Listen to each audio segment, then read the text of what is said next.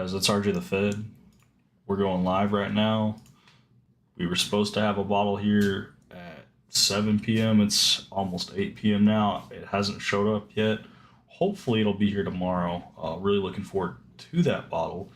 But we have some other bottles for you guys to watch a stream. So the other day, my buddy came over, Tyler, and we fresh cracked the Kentucky Owl, the confiscated. So this one's it's only 96.4 proof. It's nothing too crazy, but it's one of those bottles where it's over that $100 price tag. So we're gonna talk about it, tell you guys if it's worth picking up or not. That's their entry level one too. I want to say it was about $135 for that bad boy. We did go to an allocated whiskey drop. We didn't get anything at that drop because it was a raffle, but we did do some deals out in the parking lot, little trading action. And we got your guys' favorite. No, I'm just kidding. I actually like this stuff. It's George Dickel. It's a hand-selected barrel, aged 9 years. And it's got a store pick, so we got the little metal medallion on it. So we'll be drinking some of that. And those are the open bottles we're going to be drinking. The fresh cracks that we're going to do. Mike Brock said he was going to pop one of these in the Discord, so we're going to crack our James E. Pepper that we got as well. And then we did get something while we were at the allocated drop to just help out the store. I asked him, I was like, hey man, what is on your shelf right now that doesn't seem to move, or just it's been sitting there for a really, really long time? And asked him, not only has it been sitting there for a long time, but you only have one of them, so you can sell it and have another space on your shelf. So he said, I have this Barman 1873 bourbon by Coors. So I picked up this Barman from Coors, so hopefully this will be good. Yeah, we will be cracking the Gunner L's in the house, Guns and Bourbons in the house, John from Bug and the Sons in the house. I think that's everyone that's typed in chat so far. We'll shout people out as they join. We do have the StreamYard link up. Hopefully our audio sounds better. We played with some settings before. Hopefully those settings are still in place. I'm kind of clicking through just to make sure. I'm going to have to launch Logitech G Hub just to make sure our audio is sounding good, but we will do a fresh cracked pepper, James E. Pepper. Damn, that's a good YouTube title. Let's see what we got. It looks like our audio should be rocking and rolling. It doesn't look like I see anything wrong with this one. Yeah, we should be rocking on the audio. Hopefully I sound good. So if you guys want to come hang out and drink, that's all we're doing. I've got some water over here. I got a glass of ice. Got some Glens on the table. We're going to start out with... You guys want me to start out with the pepper? Should I do the James E. Pepper first, or should I do one of the open bottles first?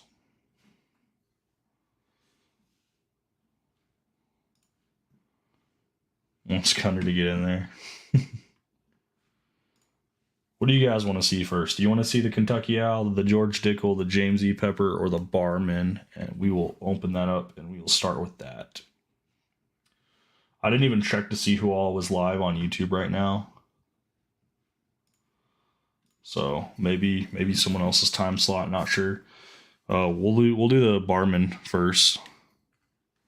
Hey, Monday Fun Day. Yes, sir. Yeah, we'll do the Barman first. I've never even heard of this before, so see if I can figure out where the little perforated edge is so I can try to open this. There it is. Couldn't start with the potential worst. Oh, you, John, I don't do lives. Same color. Neither one of you guys jump on a live. That's fine. Alright, plastic came off. All the plastic. This is the distilled from grain and malt, blended by and bottled by Coors Whiskey Company in Bardstown. This is a 92 proofer. It's a limited release Barman 1873 bourbon. So this was the last bottle they had on the shelf at the man, I'm drawing a blank. At the liquor store I went to. It was at Juno's Liquor and Wine off of Cooper Street. And he said this stuff just sits on the shelf and hasn't been selling, and this is the only bottle he had left of it. So I figured, you know what? Let me clear out some shelf space. So we're going to go ahead and see if we can get this to crack.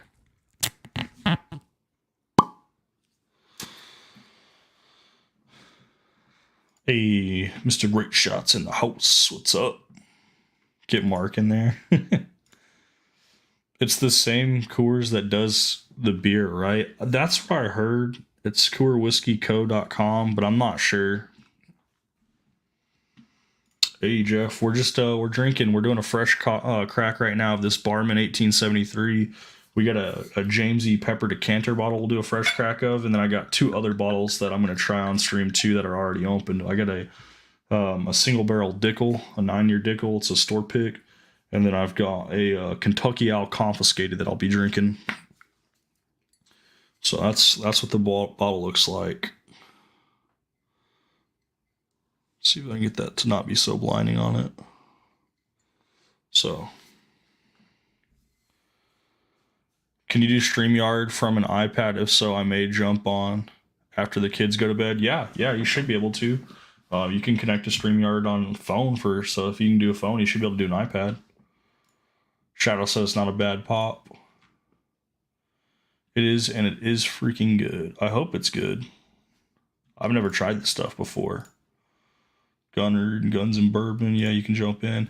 Hey, Jesus is in the house. What's up? It does have some good color to it. I don't know how well that shows up, but it's got some good color to it. Let's see what it smells like. Shadow says, aka Flintstone Vitamin. It's a 9-year Dickel. It's a store pick. It looks pretty cool. It's got the little middle medallion. So hand selected barrel. I'm excited to try it. Can't complain. I got basically a half a bottle for free. Like, I'm not gonna cry over that. They use the water from the Colorado River water and transport it to Kentucky. Pretty good stuff. Bit of a hard bite. Got that McKenna 10 out currently. Hey, I saw a McKenna 10 the other day. We just passed up on it because we've been seeing those a lot more often. Barrel Dave in the chat.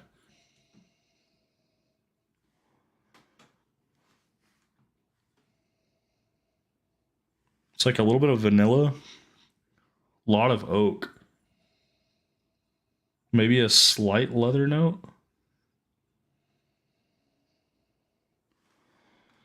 Hey, just finished some Horse Soldier small batch. Could use the other term and soldier in the same sentence.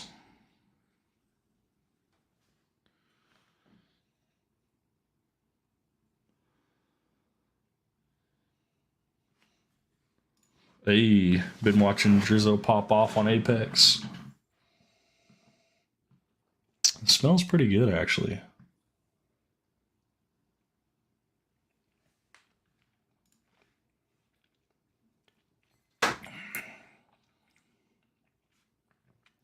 Got another one when I went out after my anniversary tomorrow, waiting on my MW this weekend and my Crown Blackberry.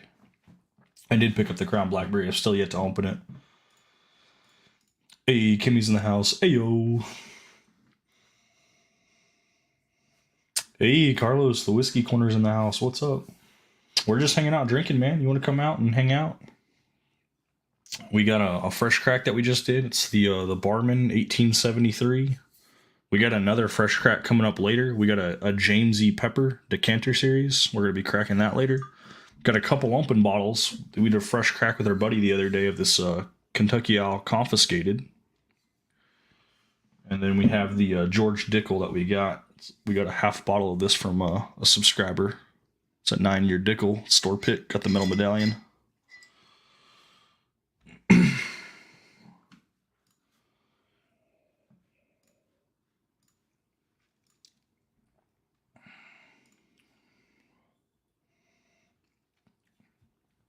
Yeah, there's like a lot of oak, a lot of leather on this. There's not a whole lot of other notes coming through on this Barman.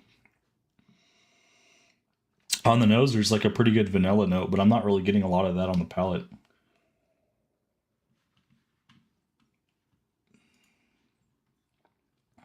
Trying to make sure we got the chat filtered up top too, so I can make sure I don't miss anything. Yeah, Yeah, a lot of leather, a lot of oak.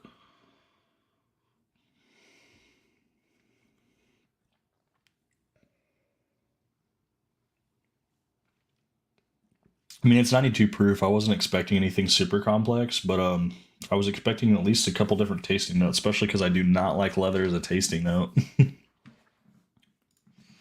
Everybody saying cheers.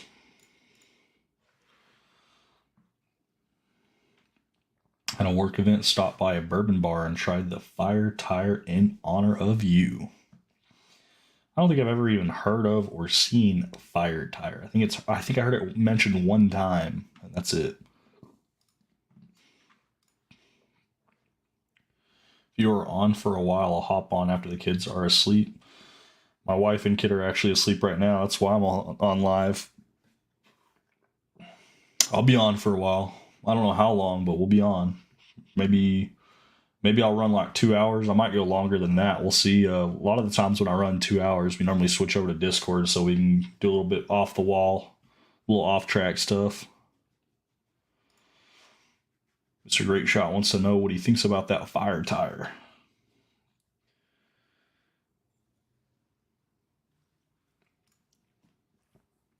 Hop on when the kids head upstairs. Yeah. Yeah, this has just got like a leather tasting note and a little oak tasting note. There's not a whole lot else going on here.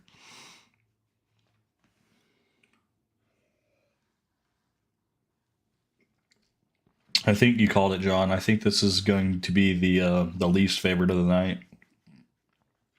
It's not terrible. It's just not what I was looking for.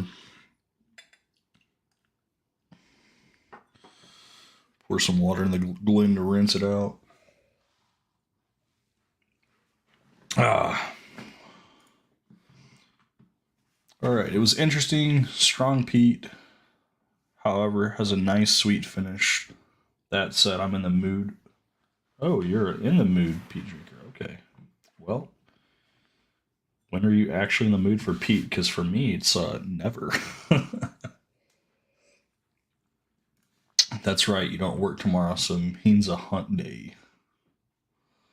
You know, I probably won't go hunting at all this week because I've spent way too much money. Where do I find a Boondocks 18? Honestly, I have no freaking clue. I'll be honest. Like I use my connections and it's coming from way upstate and unfortunately this Boondocks 18 was supposed to be delivered today at 7 p.m. I have my phone out too because we got a camera system and I got like a Ring doorbell, so I'm like waiting, just hoping. It was supposed to be delivered at 7 p.m. It's 8:10 right now. I think some of them will do overtime and they'll deliver as late as 9 o'clock. But I have a feeling the bottle's not coming today. It's probably going to come tomorrow. I just hope that it makes it here. That's in one piece. The last update UPS had for me that it was at the Mesquite Distribution Center, which is 2 hours east of me. It's actually east of Dallas, but that was at 11 this morning, so it's 8 o'clock at night. So it should have made it from at least Mesquite to Arlington, and hopefully made it onto a truck. I'm hoping because that's a pretty penny bottle right there. Like I'm gonna be pissed if I don't get that bottle or something happens to it. Smash that like button. ASW fiddler is great. There's a whole bunch of those fiddlers. So like I've tried the Chen Music, the Georgia Heartwood, and the Amberana finish. And that Amberana finish is pretty delicious. But since then I've tried several other Amberanas, and I no longer think that it's my favorite, but it is still very unique. Heyo. I didn't realize the Whiskey Panda. Victor is in the chat. What is up, Victor? There's some out here, but they're $100 more than other areas. So I was looking online. It says that Total Wine can carry the Boondocks 18 year, and they have it in our area because Beetlejuice is local for $339 before taxes, which is pretty crazy because I was able to get a bottle for about $292 from upstate to my door. That's shipping included. So. What should we drink next, guys? What should we drink next? So we just had the Barman, and this is like 92 proof, and it was pretty much just leather and oak. There wasn't a whole lot more going on there, so not really a big fan of leather or oak. We got a fresh crack for the end of the night. I think I don't think we should do this one next, but we got the pepper. Josh is saying do the pepper next. You guys want to see the pepper next, or do you guys want to talk a little Dickel? We got a little George Dickel, or do you guys want to see some Kentucky Owl confiscated? The Kentucky Owl confiscated. That's their like cheapest, most entry level one. It's 96.4 proof. This Dickel, trying to see, is 103 proof, and then the James E. Pepper is their barrel proof, so it's 105.6. Okay, we got 2 votes for Little Dickel. Gonna have a Little Dickel, guys. So this one is and I'm probably butcher the way I talk about the Dickel. It is a bottle that was exclusively bottled for Mateo LB, which I'm assuming is Liquor Barn / BLO. I'm not exactly sure. She told me all this and I can't remember shit from it. This bottle was from 2021 from the pick. It's a hand selected bottle. It's a 9-year age stated. It's 51.5% or 103 proof.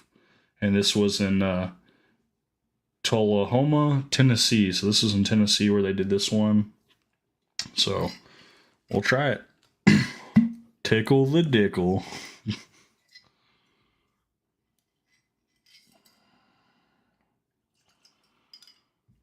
So we didn't pay for this bottle. This was actually given to us from a subscriber.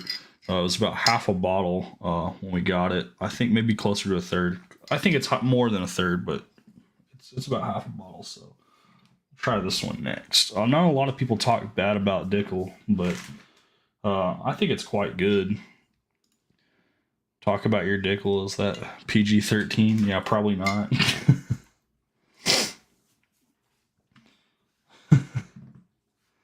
The proof on the Dickel, it is 103 proof. 103 proof.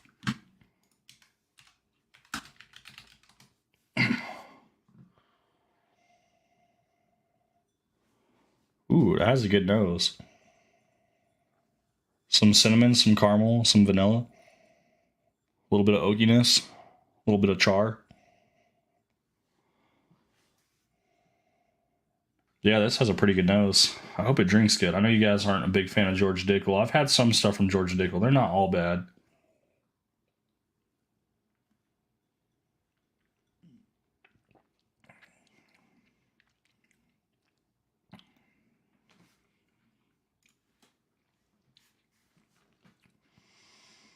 Dickel over 100 proof is tasty. So it has some more notes, more complexity to it as well. A little bit of leather too. It seemed to be hot when I put it on the tongue, but when I went to knock the rest of that back, there wasn't a whole lot of burn. It just kind of dissipated. There's a little bit of finish going on the tongue, but very minimal. It's really smooth. Like this is super smooth. Like I don't even know how to describe how smooth this is. I can still feel that I just had some whiskey, but it pretty much dissipated pretty quickly. Not bad.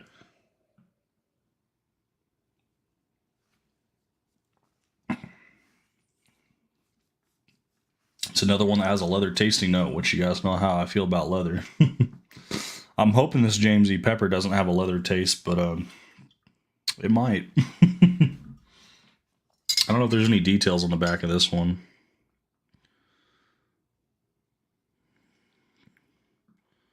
Sour mash whiskey, 9-year. Chill filtered, smooth sipping. I don't know. I don't see a whole lot of details on the bottle. Yeah, any of you guys want to come hang out? Come jump on. Well, I guess after this, it only makes sense that we go from the Dickel to the Kentucky Owl, and then we'll do a fresh crack of the James E. Pepper. I know we're moving through these pretty quick, but we're going to slow down on that Kentucky Owl. We're definitely going to slow down on that James E. Pepper because I've already had the Kentucky Owl, and I did like that one. So I'm not going to spend a lot of time on something that I'm not thoroughly enjoying. So you guys know me. I can drink all night long. I'll go grab samples out of the cabinet if I have to. Yes, so the Boondocks 18 was the sample that we did try. That was one of the high end samples that I told you was from Matt from Whiskey Wisdom. It had the brown label on it. The Cocoa Pebbles, Cinnamon Toast Crunch, and maybe like Applejack cereal. It's like a blend of like all three of those where you have an apple note with this cinnamon sugar. Super delicious pour.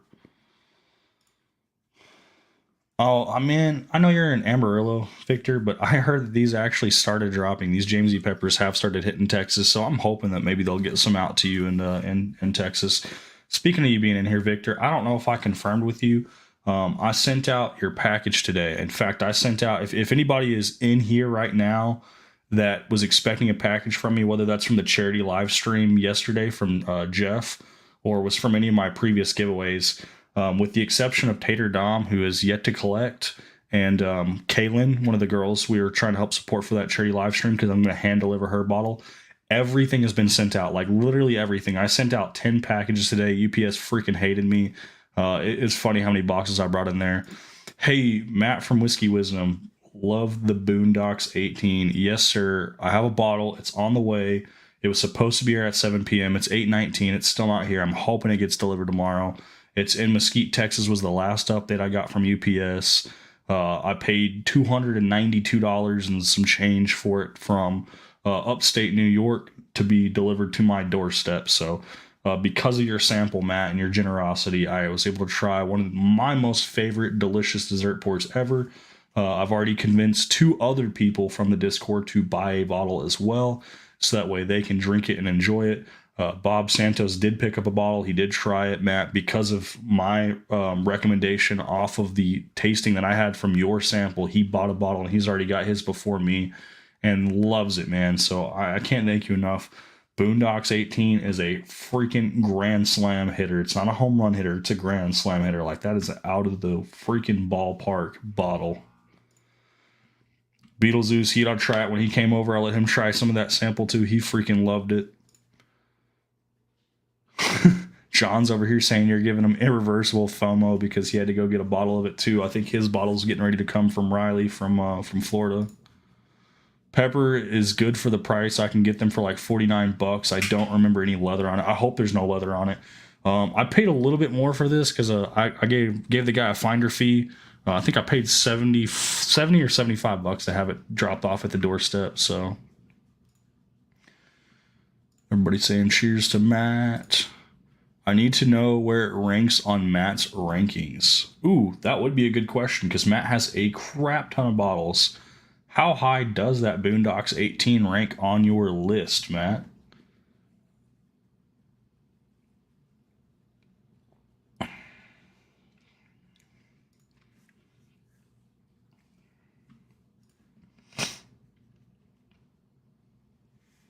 Ooh, bad night for you. You have work early in the morning. It is what it is, man. I still appreciate you popping in stream. I'm off Monday, Tuesday, Wednesday, so it only makes sense that I go live.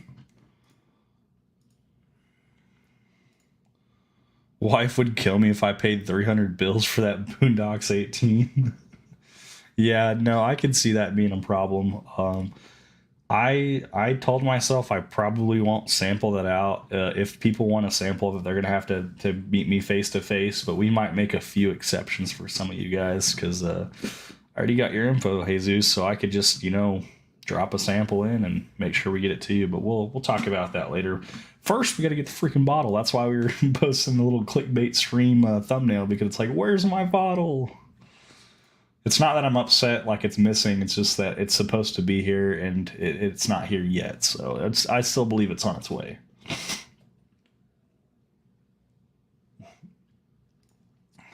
Have you had Master Pick 15? I have not. I have seen that one. I think Rusty had one too.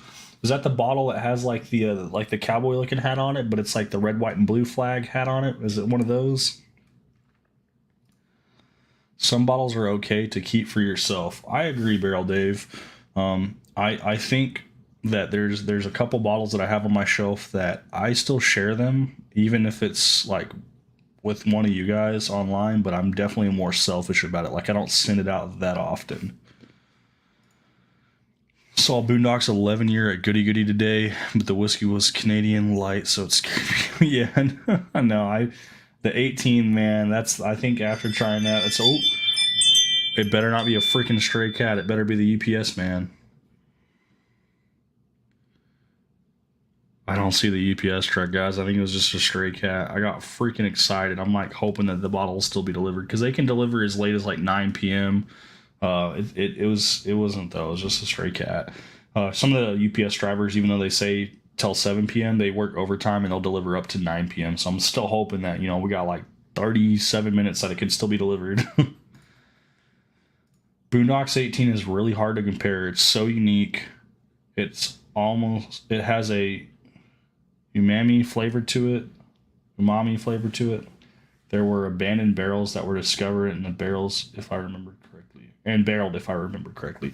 So I was looking this up the other day, Matt, from the Boondocks 18, from what I was able to find, there was only 1,681 bottles, and I have bottle number 75 that's supposed to be coming my way. But I didn't realize how like limited and allocated it really was. So when you said that, I was like, yeah, right, like whatever. And then I tried it. And I was like, holy cow, this is probably one of the best samples I've ever had. And it's been literally sitting on my shelf as a sample bottle for so freaking long. I shared that sample with Tyler M. And then, well, I say Tyler M. There's two Tyler M's. We're going to say their last names. With Tyler Mock, he was one of the local subs. He came over. I let him try that. And then my other buddy, the guy who got me into drinking whiskey in the first place, Tyler Miller, he came over the other day, and I sent him home with the rest of that sample because he poured up like the tiniest little bit to try, and I was like, nah, you're taking the rest of this home because I have a whole bottle coming. And he really loved it too. So everyone that's tried that sample, I would say we've had 4 people that have actually had a little bit out of that sample because I had someone else that tried it too. That sample went a long ways, Matt, and there's some people absolutely hunting that bottle now because of you. I have a sample for your boxed ready. And, oh, okay. I always appreciate samples. Samples are great, guys. They're a good way for me to try something that I might not ever see in my area. Give me some fear of missing out too. That's why I needed RJ. Yeah, I saw that bottle with that label. It's pretty cool. So if it's 300, that means 12 an ounce. I'm not charging people for ounces. That's not freaking happening. I sent out 10 packages today, guys. That includes the charity live stream. And I just want you guys to realize how much shipping actually costs. So year to date, we've already spent $240 on shipping alone. Last year we had over $400 worth of shipping, but remember we didn't start the whole year. We started like towards the last quarter of the year.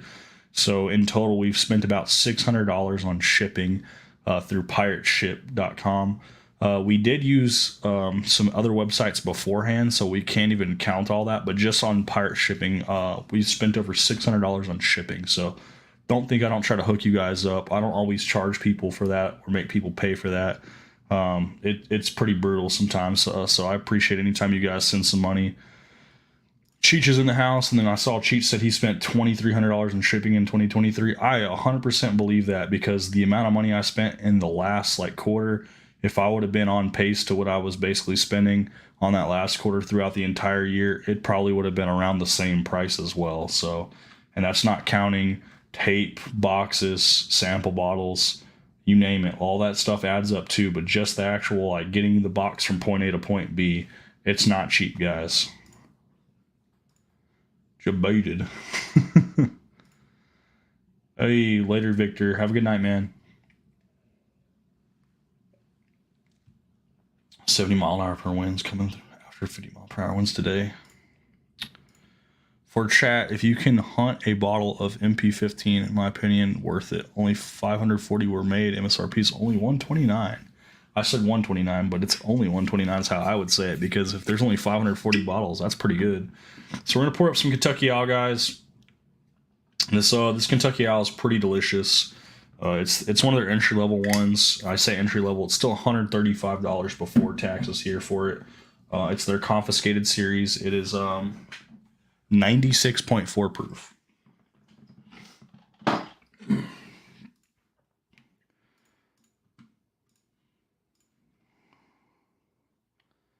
That is a lot of shipping, man. I don't think you realize like shipping is absolutely brutal. We are currently looking for somebody too, guys. If you know who Mr. I is from the live stream from yesterday, from Jeff's live stream, Drizzo Nation, Drizzo 41, we need to track down Mr. I because I do have a bottle that he's won. He's one of the only other people that I haven't been able to pay out the winnings to. Anytime someone wins a giveaway, I try to get that stuff out as quickly as possible. Jesus said he searched for Boondocks 18. Okay, Total Wine, and it has it in Lakeline, Texas. I'll have to look. I don't know where Lakeline, Texas is in order from like DFW, the Metroplex area, but when I saw it, it was like $339 for the local one that was supposed to have it. I'm like, that's kind of a bit much since I was able to get it for $292 from upstate to my door. Well, it's not to my door yet, but it's supposed to be. Kentucky Owls, man, it's got a good nose. The reason why I even bought the Kentucky Owl too is Tyler Miller, when they went on their cruise, they had Kentucky Owl on the cruise ship. This is like one of the bottles they had sitting next to Blanton's. So I figured, if he wanted to recommend it because he really liked it and enjoyed it, I'd pick it up and drink it. So he tried it and he said that was in fact the same bottle that they were drinking on the cruise ship. And I think it's pretty nice, but $135, it's pretty tough. It's really smooth. It's got like almost like a campfire taste. A little bit of oakiness, a little bit of char. Pretty delicious though.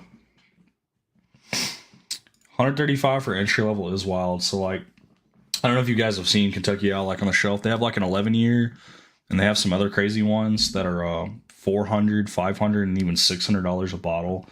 They do have some like limited releases that are like seasonal releases. So they had like the green one, which was the St. Patty's Day one, which is like 120. They have a red label, like the whole label's red. The Takumi, that one was like 130. So you can definitely find some of the other labels that are around the same price as this one, but the more allocated ones, like the 11-year one, like $400, and then it just goes up from there. So like we go from like 150 after taxes to $400+ for a freaking bottle of Kentucky Owl. It's pretty wild.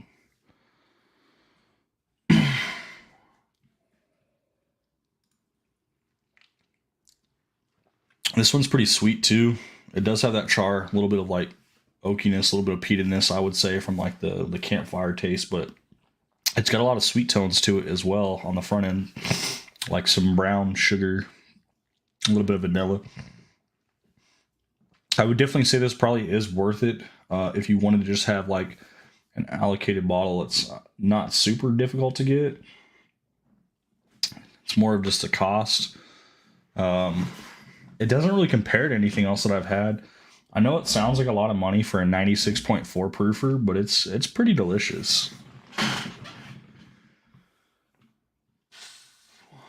Sorry, I got my second monitor up there. We're trying to make sure everything is working correctly, and I'm starting to get hot, so I'm going to have to flip the fan on real quick. Oh.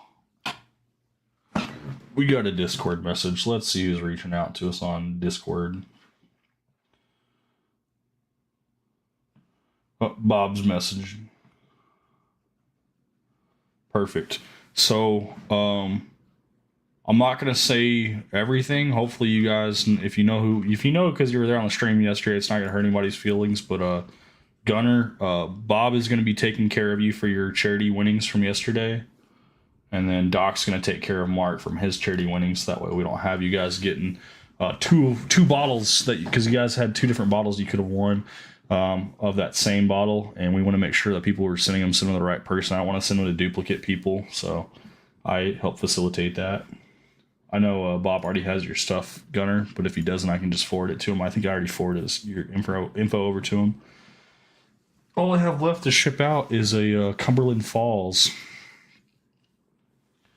Cumberland Falls to Mr. I, if we can track him down, because I have a big 1.75 liter that I'm going to hand deliver to Kaylin, because whenever they open up that restaurant, I want to try to go up there and give her a hug and hand her bottle.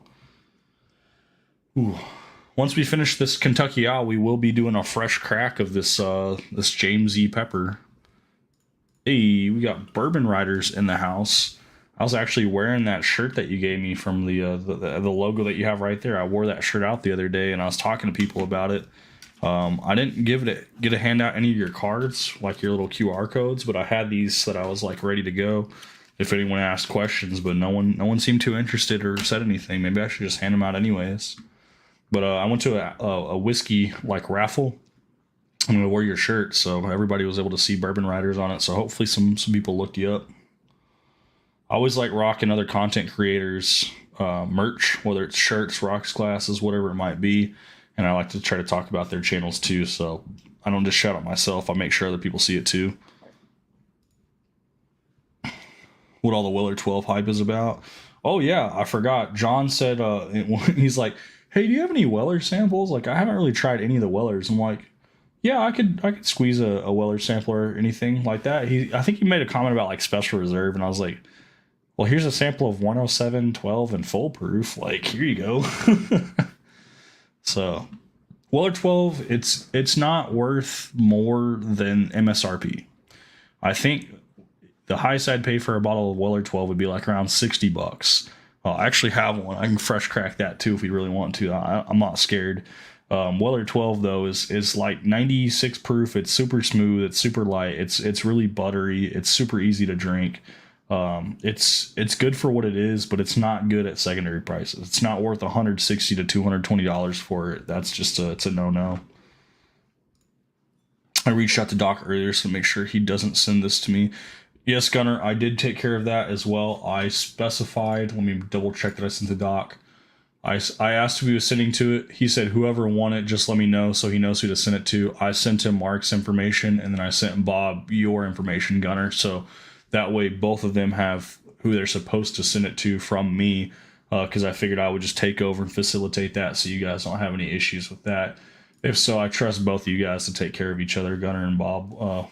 Or Bob will take care of whoever, and Doc will take care of her. And if you get both bottles of Gunner, I know you'll take care of them. I'm sure Mark would do the same if something like that happened, but hopefully that got taken care of when I facilitated. 107 is the best Weller. It is the best Weller. I actually have one on my shelf. I sent one out today because I was going to give a bottle of Weller 107 to I was going to give a 107 to Jeff from Drizzo Nation, and he decided to give it away for the charity stream. But I was like, too bad, buddy. I got another one on the shelf. I'm going to give you that one instead. Man, Jesus, you did miss a crazy stream. So I'm not trying to like shout out for Jeff and anything about the money that they brought in, but it's important to him to say the amount of money so that way they know, like, hey, that's the money that was raised and that's the money being donated to the girls. Two of the girls had lost their job because of working for Jeff, and then they're going to work for him again, and someone caught them over there and they reported them and they got fired just because they were working with Jeff. We had several people donate bottles, not just myself. There were several people that donated, and we raised over $1,000 during that live stream, and there was over 10 bottles and samples given away during that live. So it was freaking awesome. You guys are awesome, especially if you're over there and you're donating as well. Hopefully you guys won something. I didn't win anything. I didn't get my name called. I was hoping that I got my name called, even if it was one of my own bottles, so I could delegate who to give it to, but it is what it is. You don't think any of the Wellers are worth their secondary price? I would argue that the 107 at $100 to $110 on secondary is definitely worth it. Full proof at $225, probably not. 12 at $200, no. CYPB, definitely not. Weller, 107. 107 all day, every day. I'd pay secondary. I think 107 is your top two. It is solid. Yeah, Bug in the Sun. That Weller 12, it's solid for what it is. It's nothing like to rave home about, but it's super smooth and easy to drink. It's very enjoyable. If you still have some of your 107 sample too, the ratio for that poor man's Pappy blend, if I haven't sent that to you, I can send a sample of that. Otherwise, you can make it yourself. 60% 107, 40% Weller 12. Volume 1-3 Cellar Collection from Angel's Envy arrived today. It looks so sophisticated in its book-like packaging on my wall, LOL. Yeah, Riley was trying to move one of those for his buddy, and then we saw some that were online. You could order them as well, like they were in stock and available. I thought they looked cool as well. I'm not an Angel's Envy fan. I do not like Angel's Envy. I'm going to say it again. I do not like Angel's Envy. Please don't ever send me a sample of that. That is terrible. I don't like their cast strength. I don't like their rye. None of it for me. This sounds like murder, not drinking.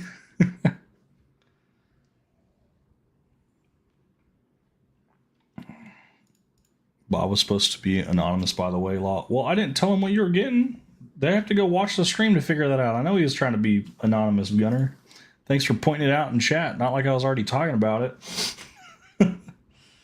It was an amazing cause. You know, it really was an amazing cause. Like, Jeff lost his job, and it wasn't, but like 10 days later, he had another job as a basically like a apprenticeship for a general manager position at this new place. He's told me he's going to bring his staff over. He brought his staff over. He helped get them taken care of.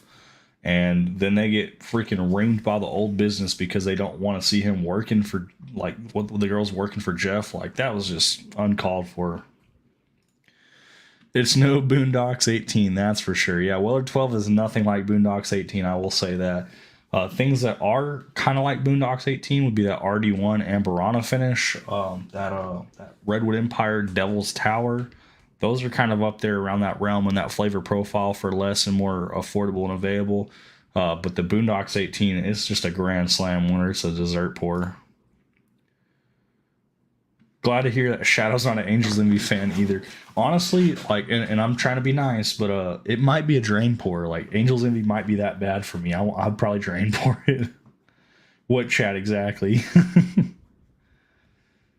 Good move, Gunner. Just brought over 2 more today. Awesome, man, Jeff. I am so glad that you're getting people over there because you guys, one, need to get out of a toxic freaking work environment and get over onto the new ship, because this ship's much more grand and spectacular. It's just waiting for I think you said the 13th or the 14th should be when it sets sail, which is funny because my son's birthday's on the 13th, so it'd be crazy if, you know, like, the 13th is the day that they open up, but we'll see whenever they do their grand opening. I'm excited though. Did somebody say Boondocks 18? Yeah, Jeff. Sorry. Yes, Bob. Someone did say Boondocks 18. I'm still waiting on mine. It hasn't shown up yet.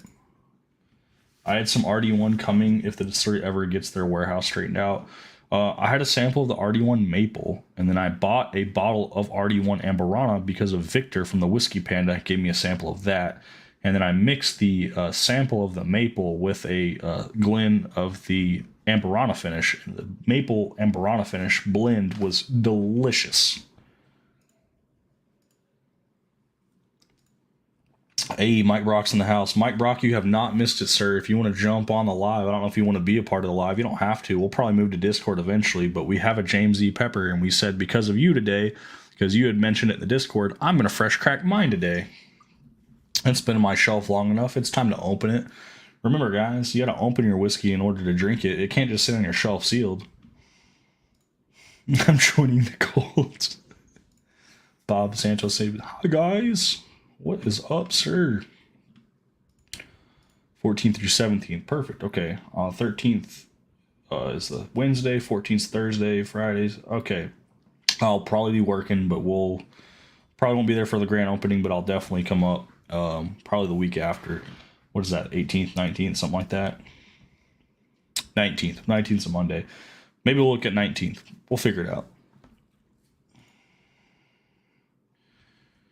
Well, I say the 19th. We'll clarify that later because I know your schedule might be different. So I don't want to come up there if you're not there. I know you could meet me up there, but I think it'd be better if you were working. I don't know which better. Would it be better for me to hang out with you when you're not working, or would it be better for me to just come up there while you are working? Like, it doesn't matter either way.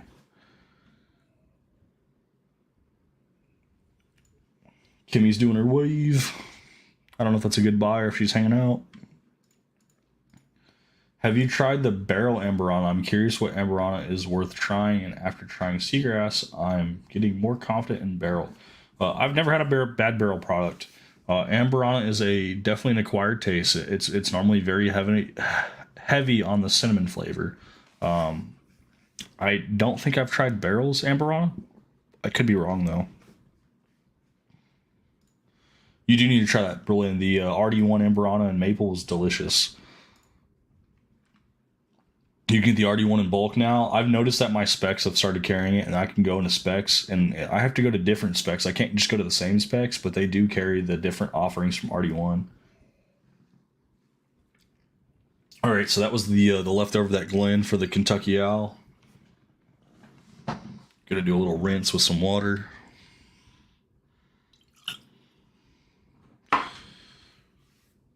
I could just use another Glen. I know I have 4 Glens, but we're trying to save them in case we want to do some samples after. Let's catch up on chat, and then we're gonna do a fresh crack of that James E. Pepper. That maple makes for a great glaze for a ham on the smoker. I mean, I don't know if I would do that with a $60 bottle of whiskey, but maybe if I had a cheaper bottle of maple flavored one, sure. I've got something special to open up on stream with the wife for an early anniversary present. I am excited. Is this on stream early anniversary present with your wife? Is that on my stream or one of your streams? Because now I'm excited because if it's tonight, it's even like crazier because I was not expecting that. Really enjoy Amberana Finish Cinnamon Toast Crunch. Yeah, so it's not all of them are Cinnamon Toast Crunch. So normally when you think Cinnamon Toast Crunch, you think cinnamon and you think like the Toast Crunch is like the sweet part, like the cereal part, the sugar. That is not always the case. I've had some Amberanas that were spicy. It was like a hot cinnamon, like a red hot, which was not as desirable. Example of that would be the Georgia Heartwood from the ASW. No, it's not Georgia Heartwood. I'll scratch that. Misspoke. ASW Fiddler Amberana, which was sent to me by Bourbon Riders. That was the one that I did like the Amberana because it was unique, but it was heavier on the cinnamon and had less of the sweet tones to it. But it was very unique, and I still liked the Amberana. In fact, it was one of my favorite Amberanas because of the uniqueness, but it was not sweet, not like Cinnamon Toast Crunch. Crazy to hear about Drizzo and Stab. You know, it is crazy to hear. In fact, he can't talk about it, but I will definitely talk about it. Barrel and Bones, I went up there to meet him for the first time face to face as a human being, because we've talked like on live streams and Discord before at Barrel and Bones, and he is like the most kind-hearted, awesome guy I've ever freaking met. And to hear how he got basically burned was pissing me off, because I actually went over to his house and had dinner with his family and with friends, and he was even more kind-hearted even at his house. So like when you see someone in a work setting versus outside of a work setting, that man is just so freaking awesome and so generous. And for someone to just burn him like that and then talk crap about him after they fire him, that pisses me off. I would not go back to that business ever. I didn't talk too much crap about it when I first went up there to try it because he was still working there, but their barbecue sauce was not good. Jeff had to make his own little blend of barbecue sauce to bring out to me while I was eating my food, and that was good, but the standard that they were handing out was not very good. The meat was a little dry, too, I'll be honest. But it definitely wasn't my uncle's restaurant, so I have a Glen from my uncle's restaurant. AJ's on Main. It's off of Main Street in Grapevine. It's right next to the railroad tracks, so they have good meat. Barrel and Bones was, it was 50-50. I bet there was definitely good stuff on their menu, but I don't think they're going to be able to make it much longer with this new company taking over. This new business is going to probably just destroy them and blow them out of the water. I've already seen pictures from their patio at this new place, the Rack House. That patio is freaking amazing. I'm super excited to go up there because I just want to be able to overlook the lake. Super cool. No unopened bottles on my shelf. So if I have a backup of something, like that's normally unopened, or if I have like a fresh bottle that I just got, I'll let it sit on the shelf for a couple weeks so I can decide what I'm going to do with it, because I don't always drink them. Sometimes I give them away. I'll be in Discord a little later. Got to run for some family stuff right now. Mike Brock, family is way more important than live stream. I appreciate you popping up. I will make sure I try to be on Discord for you, man. I would love to be on Discord so we can talk some James E. Pepper, since you said you're going to open that today. So I'm super excited. Matt just sent me a picture. He has batch 1 as well, which is what I'm getting, but his is bottle number 1534.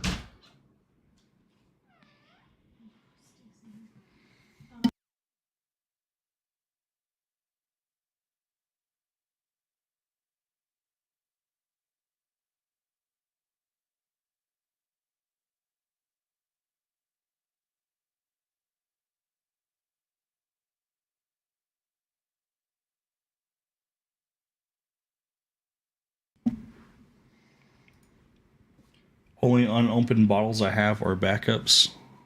I'm live right now. I heard you, but I'm live.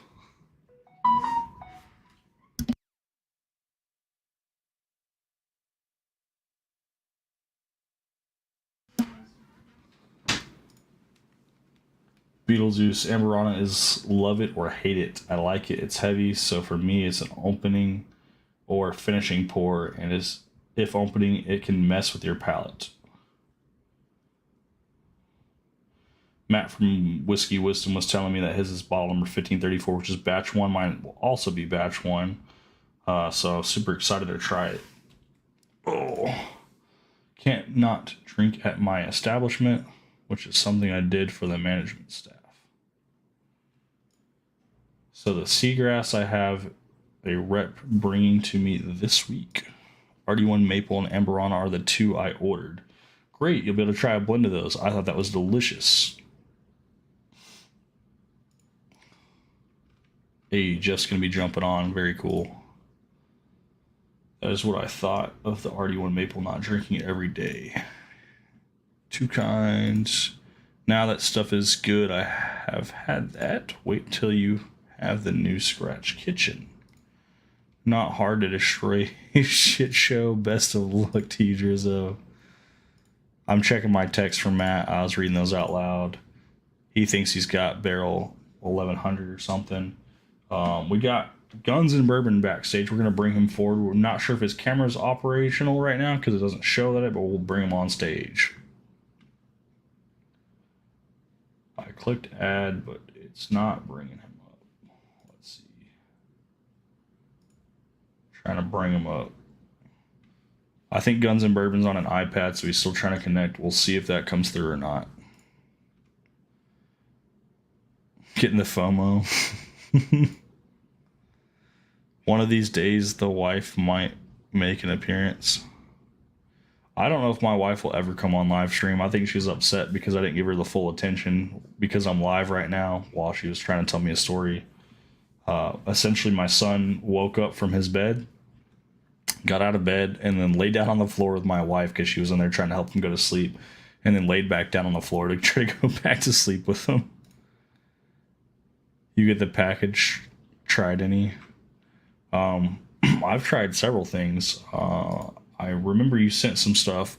Refresh my memory. What was the most recent one that you sent me? Because you did send me a package recently. I don't think I've tried any of the new stuff, but as soon as you say it, I will go over and grab those before we crack the James E. Pepper.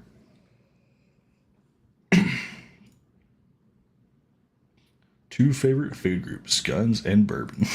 Bottle number 479 for Bob. So, man, I might have the lowest freaking bottle number than a bottle number 75. That's crazy. Yeah, Bourbon Riders, remind me, man, what were the samples? I will go grab them right now. I have a ton of samples, and I think they're in the big crown box, so we can grab the crown box and just bring that over if I need to.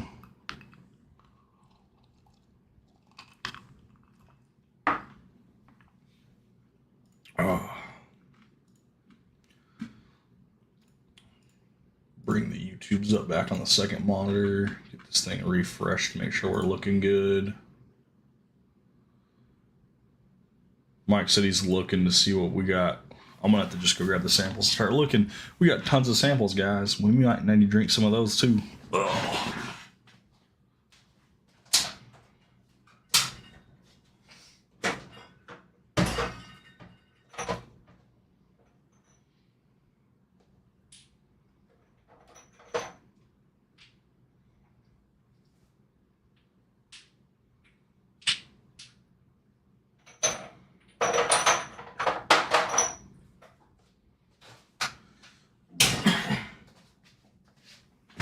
I did find one sample that I do need to try for sure.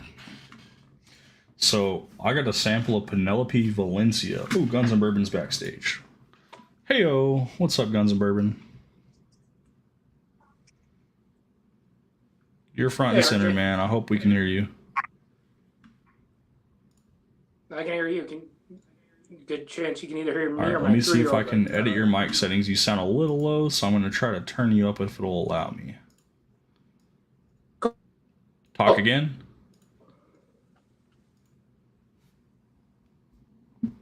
Try talking again. I got you turned up.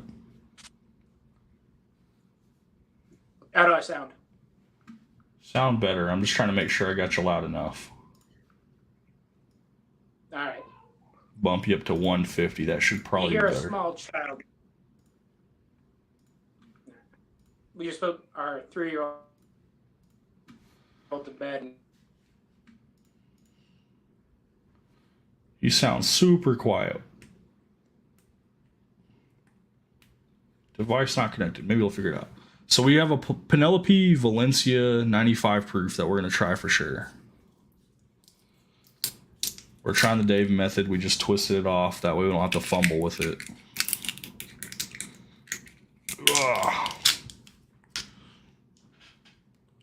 Penelope Valencia, we were told we were going to be absolutely able to capitalize and buy one of these bottles.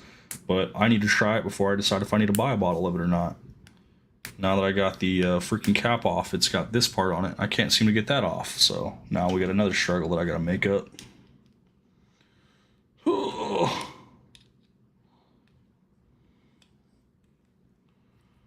What a struggle. I need to find something to open this with because I have no idea how I'm going to open this. Maybe a pin cap? I don't know. Oh, I got a pin cap. Maybe that'll work. Oh, got it. Perfect. Pin cap work, guys. Penelope Valencia. So the two allocated Penelope offerings is the Valencia and the Rio that I'm interested in. So we'll see how this is after trying it, if this is definitely something that we need to have. If Guns and Bourbon can still hear me, it's showing that you have no device connected now. So I'm not sure if that's for camera and audio or what's going on. You just sound a little bit quiet, so we tried to turn you up to 150, but you were still very quiet on my end. It was difficult to hear you.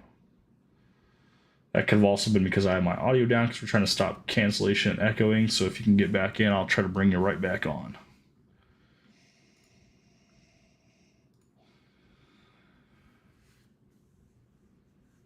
TC Distilling VDN Finish Rye. Am I supposed to compare that to the Penelope?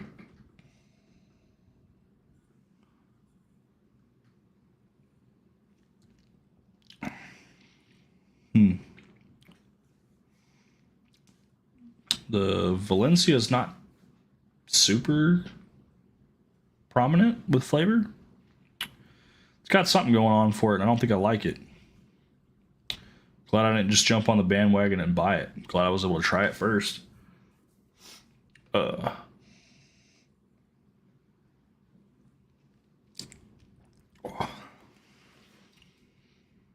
got some sweet undertones.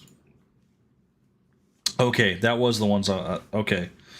All of those come in those fancy bottles. I'm going to go grab the rest of those. I haven't tried any of those. I'm trying the Valencia right now.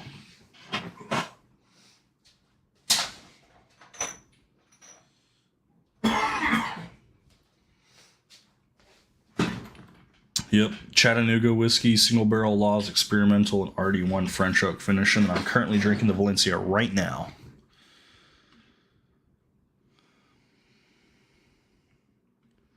Not a huge Penelope fan.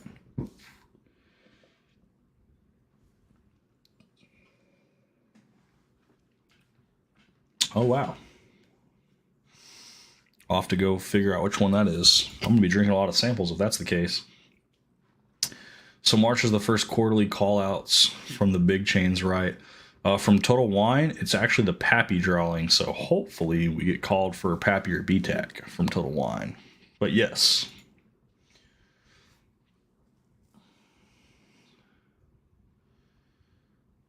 Oh, my wife is here. I don't think anyone said that you're yelling at me. Oh, he did. He said, don't let the wife yell at you. Go be with your fam, my man. Yeah, no, she wasn't yelling at me. He didn't say that you were yelling at me either. He's saying that I should be with you, spending time with the fam. Thought you were still hanging out with Eli, helping him go to sleep, so I am a bad RJ. That's my wife in chat, guys. So if you guys want to say hello to her, she's probably upset with me right now, but She said that my son basically woke up from his bed. He decided he's going to get down and he's going to go lay down on the floor next to his mom and fall back asleep. So whenever she got up, she's like, dude, I was trying to put you in your bed to go to sleep. So had to help pick him back up and put him back on his bed before she stepped out of the room. And she was trying to tell me about that. So that's why I had muted my mic and I was trying to like listen to her, but I'm like, hey, I'm still alive. Like, I don't know. That's probably my bad. Probably should have picked a better time to go live. Bad RJ. Hubby fail. Yeah, no, I was definitely a failure at that part. I probably should have just, left the mic on and started talking to her. Don't bury me alive. Yeah, hopefully my wife doesn't bury me alive, Jesus. Whew. Penelope Valencia. Very unique. I can see why people like it because it does have a unique flavor. I do like unique. I don't think this is a home run hitter for me.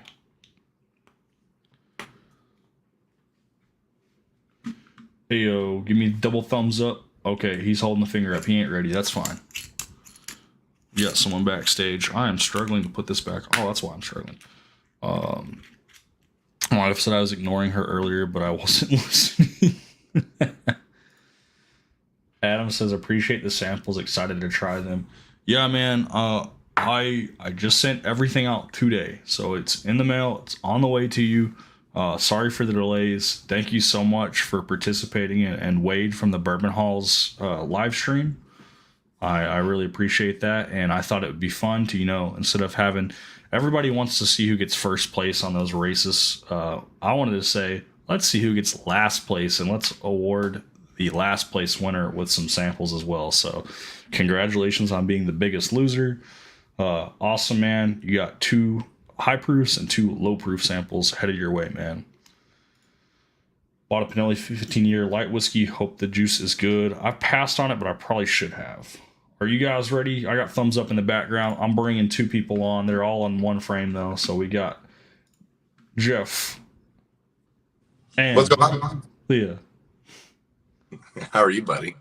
Oh, we just decided we were going to do a live. We did 3 other bottles. We still have 1 left that we're going to fresh crack. We got a James E. Pepper. Oh, you suck.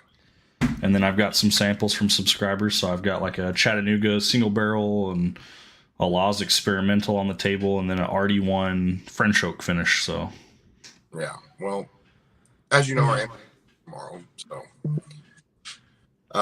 my winner's dram did not get here in time for tomorrow. I'm upset about that, but it's coming. As well as the Crown Blackberry because they're completely sold out over here. I can still get you some more Crown Blackberry if you need some. Yes, they still have it here. Thank you. I think it's limit 1 per bottle at some stores, and others it's 2 bottles per person. But they're under $25, I think, before taxes, so they're cheap at least. Fantastic. I'll take 3. Anyway, so I did manage to get her 2 bottles that are special, and she has never tried either one of them. East Coast is in the house. Bob's saying happy anniversary, you guys. I'm going to say the same. Happy anniversary. I know it's early, but what better time to celebrate life with each other than right now, today? Doesn't take an anniversary for that. No. Love you. Me too. All right, first, larceny barrel proof. Are you going to fresh crack that? Yep. Let me go grab mine. I know it's not super allocated. What does he not have? Last year. So it was $71.99 before taxes at My Total Wine. They had 2 bottles left. I bought one, and my buddy Tyler Miller bought the other. Larceny A124, 124.2 proof. Old Fitz product, delicious. Yep, and I do know where several more are. So if somebody wants one, let me know. We're fresh cracking. Oh, both of Would you like to pop?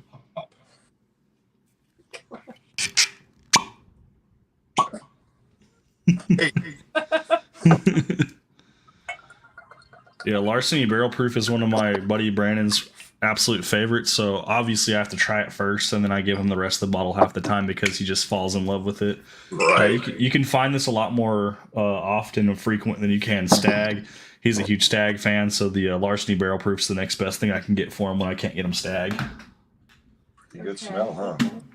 All right, Guns and Bourbon, we're to try one more time, brother. I'm gonna bring you forward. I'll see you. He's in the basement. I think he said he's on an iPad as well, so we're hoping for the best. I know how that goes. Can you hear me? Yep. Yes, sir. We can hear you just a little laggy. Hopefully it straightens out. Good. What was that? If we like I said a little laggy, but we're hoping that it straightens out for you. But we can hear you and we can see you. Mm. It smells good.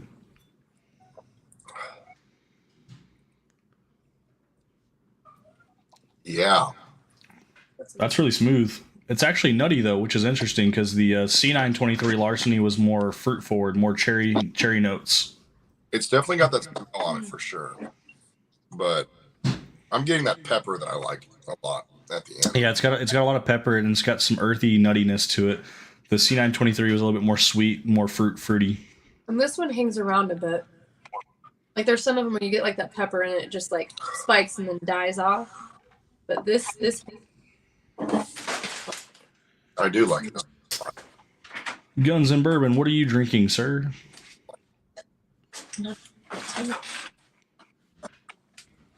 it's got too much of that pepper. Got it. Darn. I enjoy it. Yeah, it's delicious. That's why we have the like these are yours and these are mine. That's right. My biggest disappointment with the Larceny is that I paid $71.99 before taxes for this, and I got C923s at $54.99 a piece. Yep. They raised the price. Yeah, these were. I think I paid 64. I still think they're worth the increase in price. It's just one of those things when you know you got it for less, you kind of like, I don't want to pay more. Yeah, I think I paid $64.99 because they give me the 5% discount and they give me the case price. Gunner's talking shit. What? Just don't put this version of A124 on the floor with the cook off. Yes. I mean, Oh my gosh. That Elijah Craig that spilled. There's a ring on my table from it. It's an image. my bad. I don't know if you're supposed to be pouring anymore. Maybe that's my job. Yeah, it is a little choppy, Guns and Bourbon. Sorry, man. Still appreciate you trying to tune in, man. I love the safes, especially the mustache below the stack on safe. It's a nice little warm hug. That's what we call it, a warm hug. Yeah, but it just all of a sudden hit. Like, boom. All right, you ready for it?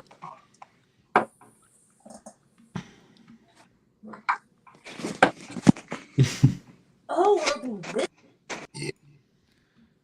Yeah, I gotta remove him. He's too choppy. I feel bad for him. Yeah, it happens. I still appreciate him coming out, though. Absolutely. And then the other. Hey, Jack Daniel's Sinatra. So, unpopular opinion, guys, but Jack Daniel's Sinatra is Weller 12. Buffalo Trace is Weller 12, and Jack Daniel's does Sinatra, and I would say they're almost identical in flavor profiles for me. It's super smooth and buttery. It doesn't have like a lot of complexity to it, but it's just a super easy drinker that's just very beautifully made. It is a fantastic pour.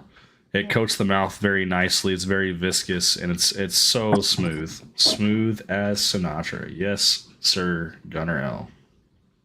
And Gunner, some Boondocks. I'm going to send you some Evan Williams bottled in bond instead and just label it as that.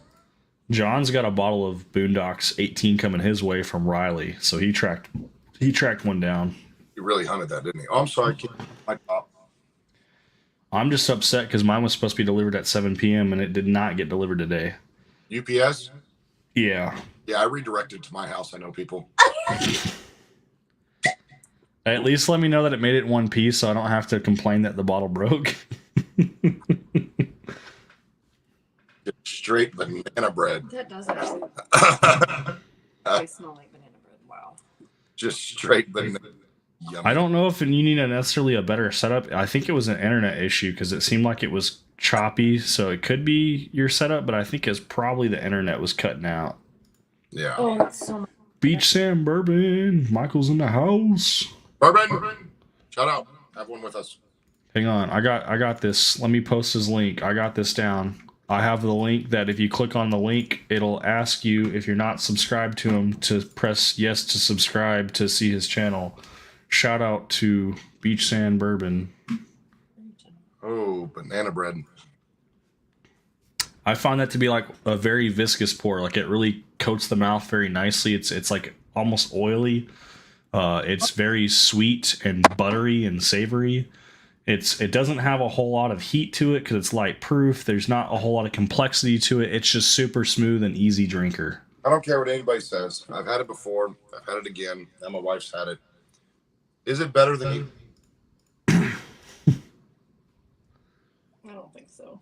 I'd have to go get it to find out. Cool. It's for Hey, now, no, I like it. I just don't like it as much as I like Eggy. Hang on. You got that one. I'll be looking for it, Tyler. We're going to try to track down a 13 Colony anniversary. That's their 15-year anniversary. And if nobody's had a Sinatra, I just found out where 2 cases went and they're in the back. So Ooh, Jack Daniel's Single Barrel proof mixed with the Sinatra as a 50-50 blend. That would be interesting. So I actually did pick up 130.2 of the Jack Daniel's Single Barrel today. Elijah Craig Rye. I have not. I've seen it, but I have not had it. All right, are we doing today? Are we doing what? Are we doing giveaways? I wasn't planning on it. You know how many boxes I just took to freaking store? Did I send you a picture of how many boxes I had? Yeah, we'll do it. We'll do one of each. 2-ounce pour, bundle pack. You saw the picture of how many boxes I just sent out. So all my managers, they're still trying to get to know me, but they realize that I know about bourbon. And I showed them, I was like, yeah, we did a cherry last night. And this is what one of the people sent out. He goes, oh my God. I said, there's other samples and stuff in there, but. Yeah, because not all of that was from the charity giveaway. Some of that was mine from winners from my streams. But it's like everyone's debt's been paid except for I need Mr. I need to get him his Cumberland Falls, but I need his information. Tater Dom has still yet to collect his sample pack, which we all expect because he's just the guy that never collects apparently. And then Kaylin, I'm going to hand deliver hers. I grabbed one of my labels and I stuck a label on it for Kaylin for the 1.75 liter, the big boy Buffalo Trace bottle for her. That's good. That is good. All right. So, Yes, my name is being called loudly from upstairs. can I get the little pour spout? Dyno race for the hell of it. If I do a dyno race, I think I can only have 6 racers at one time, which, I mean, we could split the giveaway up where half of you guys will be rolled into one giveaway, and then I guess if Jeff gives away something, I'm going to have to give away something, so. Okay, I'll give you something else. You never shipped me the full set of Blantons. You never asked for the full set of Blantons, sir. It's on the shelf back there. I have it listed on secondary for $1,000, but no one's bid on that because it's a lot of money. But tracking down 8 Blantons with all different letter toppers, all from the same year, is pretty hard.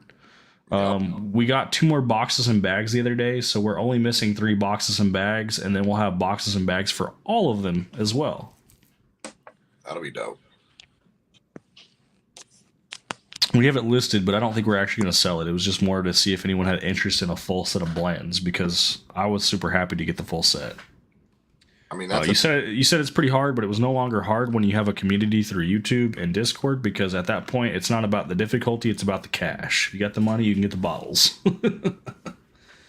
I had three or four people help me get the last few letters I needed. I do have a ton of sample bottles, and I re-clean my guys. So guys, if I use a sample bottle too, I clean them. I have like a pressure washer specifically for these little like, bottles, so I high pressure wash them with soap and water. I also run through the dishwasher on top of that, so I reuse some of the bottles too. But for the most part, if you guys are getting samples from me, it's from a brand new bottle. But just so you guys are aware, I know some of you guys might have some issues with that. If you do, just email me. I'll make sure they're fresh bottles. Nah, they're clean, man. So you know how that 107 I that you gave away that I was going to give you? Yeah. I told you I asked him. I said, "What's your address so I can get this to you? Or if you don't want it, I'll pay you $110 via Venmo for it right now, and I'm going to give it to Jeff." And I said, "Otherwise, like you can collect." So he collected, but I'm like, "Okay, well, I still have a bottle of 107 on the shelf for you because I got another one the other day." So you didn't get out of it. Just because you gave a bottle away doesn't mean you can't get one. I'll see. What time do you work on Saturday? On what day? What time do you work on Saturday? On Saturday, I work at 12:15 in the afternoon. Oh, I'll see you on Saturday, asshole, because I've got to come over there and get Crown Blackberry because it is for my anniversary. Did I? Okay, if you got to get Crown Blackberry, I'll make sure I at least pick up 2 bottles so I have them. I heard like bits of that. What happened? Jeff needs to come pick up some bottles because he was trying to be nice to help out the girls and give away his Weller 107 for the charity stream. Oh, you didn't. It just so happens I have another bottle of Weller 107 for him. Who with him? I know. I mean, he's already my text bringing all your stuff tomorrow. He's like, "Hey, tell him I'm sorry. I'm be there tomorrow. I'm dropping off everything to you, so I have to come on Saturday no matter what." I do need the merch to give away for Natterjack, so I will bring all of it to you on Saturday.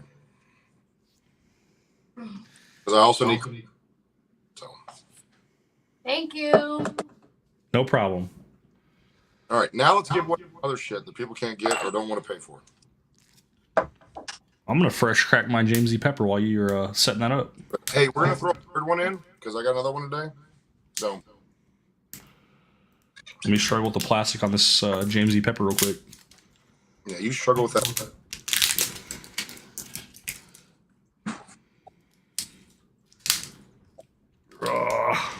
There we go. All right, plastic's off the Jamesy Pepper. We'll see if we get a good pop.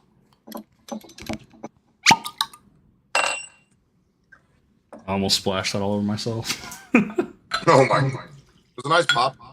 It was. Look how beefy that cork is. Golly, that is a girthy boy. John said, "Nice pop." It was a good one. No need. The alcohol nullifies it all. Just wipe the outside. Yes, sir.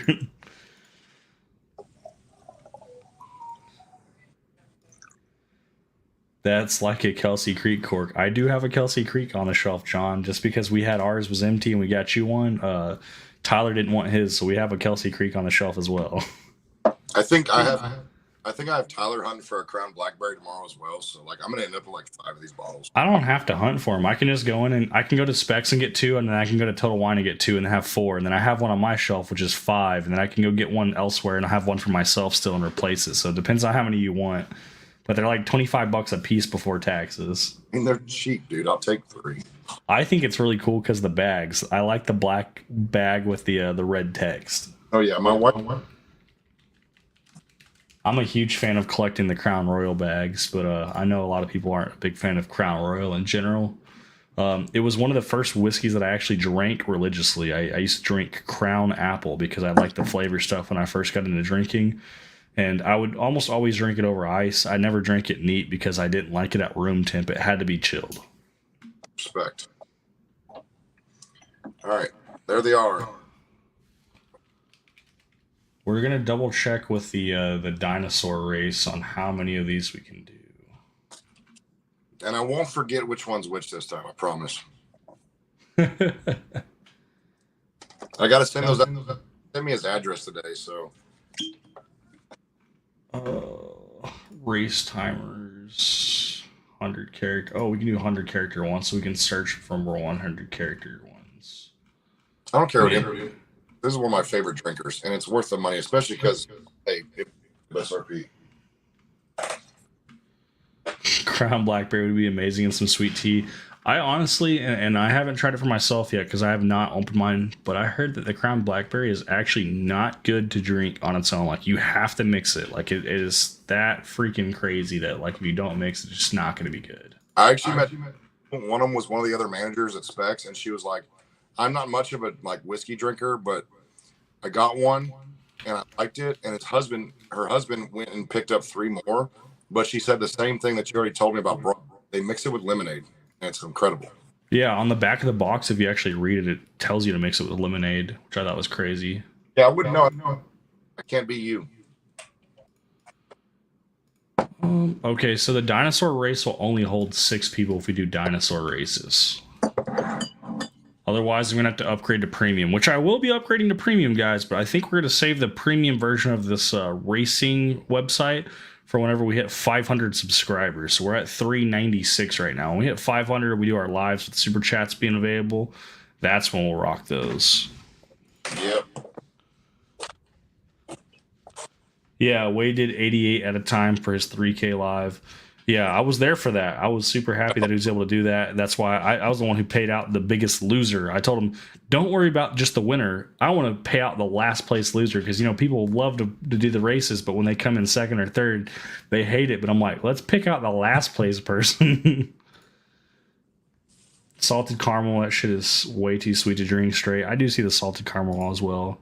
He did Horsies because he gave away Blands. He talked to me about it and he was asking questions and I was trying to get him set up. So I told him you're going to have to pay for premium because a lot of those races, with the exception of the duck race, they're going to limit you to 6 racers. So it makes it difficult unless you pay for premium.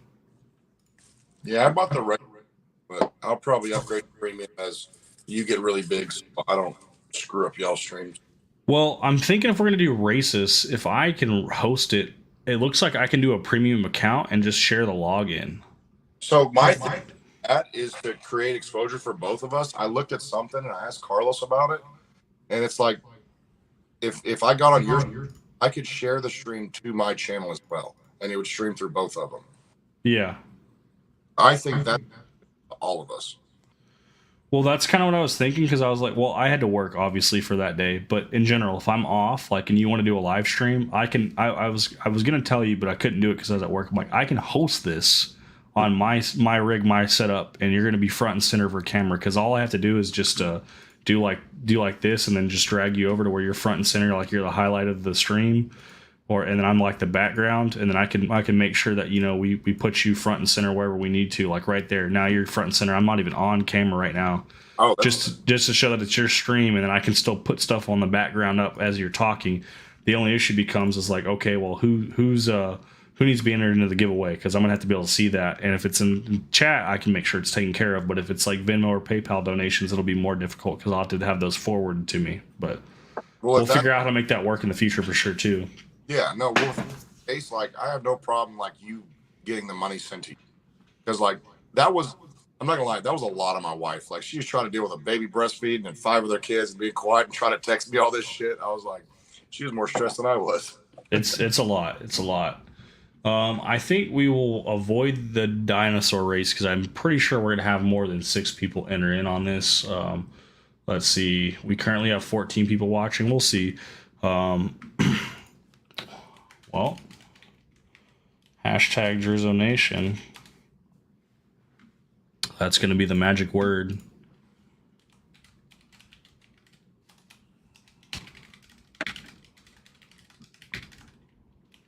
Yeah, I was playing, I was streaming with my boys, and I saw you popped on, and the kids were in the back, and they were eating. I'm like, all right, guys.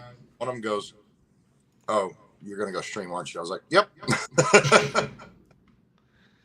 I didn't even look to see who all was live on Twitch or YouTube. I was just like, fuck it. I'm just going to go live. Whatever it is, I'm doing it. Honestly, I respect it because we started out well. I don't want to lose a bunch of points, so I really cut the night and do this. It's more fun anyway, buddy.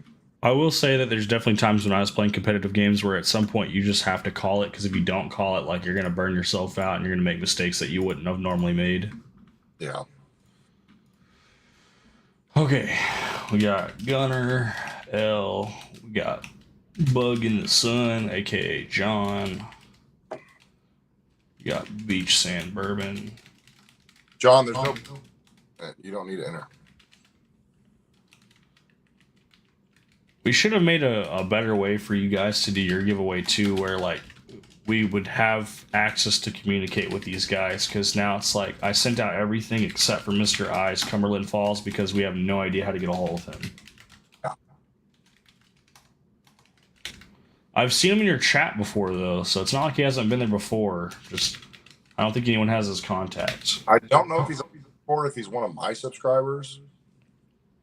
I think he is, because I've seen him in your chats before when I watched one of your lives, but I'm not sure if he's seen him anywhere else. All right, so we got Gunner, we got John from Bug in the Sun, we got Mike from Beach Sand Bourbon, we got Josh, we got Mark Duffy, we got Guns and Bourbon, we got Michael Bortner, and the Bloody 81. It's a good one. Can someone describe the flavor on cognac finish bourbon? Absolutely, it's a cognac finish, so it's awful. Unless you mix it with Sprite and a lemon.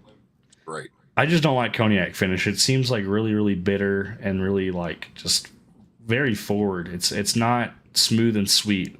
I'm not monetized yet, so I'll say it anyways. This might be controversial, but this is from my coworkers, so it is a black and Asian thing to be drinking cognacs. Anybody that I know from my work group that's Asian or black, cognac seems to be their drink of choice. They have different ways of drinking it. So I have one of my coworkers, he's Laotian. He likes drinking it, but he likes drinking it warm, not hot, but slightly above a room temp. And then I know some people, they like drinking it just right at room temp, straight from the bottle. And then a couple of other guys that they like to drink it slightly chilled. So not ice cold, but slightly chilled. And I don't see very many of them blend it. So See, that was our thing when we did that. When I was back at Genghis like 10 years ago, we made KCTs from Tech 9, and everybody drank those because it tastes like sweet tea. all right. Well, if no one else is going to enter into the race, we will be switching over to the duck race. Yeah. Because we got 7 entries. Not a lot of entries, but we got 7. That'll work.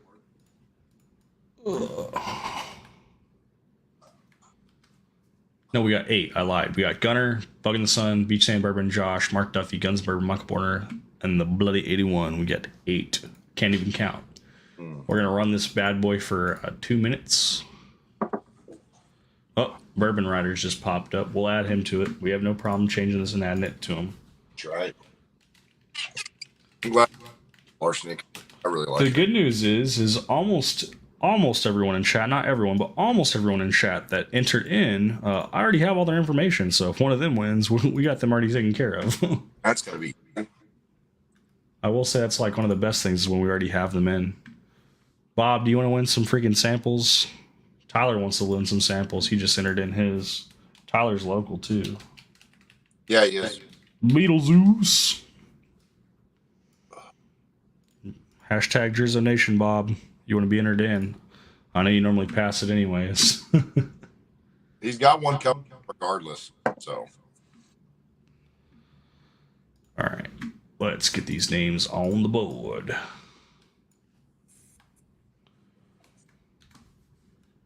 Got 10 names now. There we go. Trying to get it set up. All right, now present. Share screen. Duck race. Share. All right, guys. So you can reach out to either Jeff or myself if you win this race, and we'll make sure you get taken care of because I have most of your guys' contact information. If you do win, I'll still probably just forward it over there. So you entering into the race was your consent for me to send the stuff over to Jeff so he can get it out. Yep. I got taters going out tomorrow, so. Shuffle 5 times and racing. Got the Trump duck. Mark Duffy with the Trump duck. They better win. Drinking the James E. Pepper now while we watch the race. How good is it? I haven't tried it yet. Just smelling it. It smells very pleasant. Very sweet.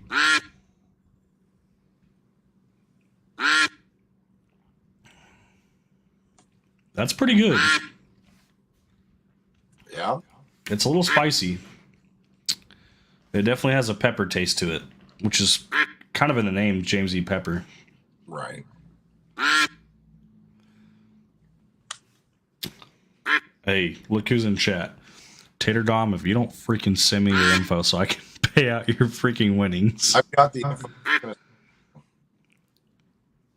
If he doesn't send it to me himself though, and you send it to me instead, I'm gonna send him awful pours instead of good pours. Deal. Punishment pours for not claiming. I've had him on my list for the longest freaking time. And we did, Gunner said Tater Dom's not allowed to win anymore. He's allowed to win. He just needs to claim. we did talk about that like today, and everybody's on board with it. So pick your winnings. I'm gonna pick his winnings for him. I'm gonna pick him some nasty stuff. Right. Zed Duck got up.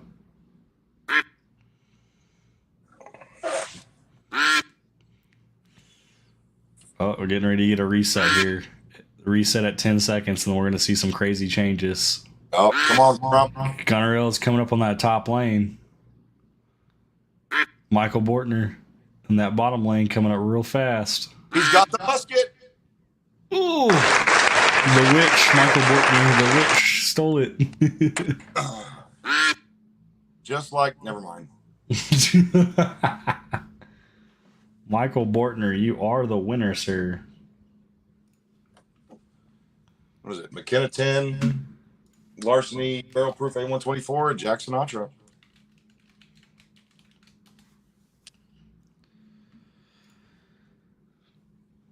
That's some good stuff right there.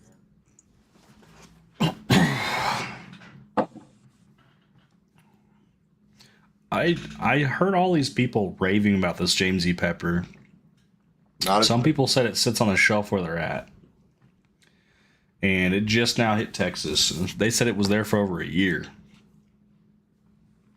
I like the bottle for sure. But it's very spicy. Almost like cinnamon with pepper. No, there's not a lot of sweet cinnamon taste to it. There's maybe like some vanilla taste to it or like some brown sugar, but it's very heavy on the pepper, very heavy on the spice. It's smooth on the tongue, but it's kind of harsh in the back end of the throat. Like the palate part's pretty hot. Huh. Oh, Michael Bortner says he has all of those, so he wants you to donate that to Beach Sand Bourbon. Done. Easy. So we're going to be sending that package all the way up to Michigan. Easy. Michael has my phone number, my personal phone number.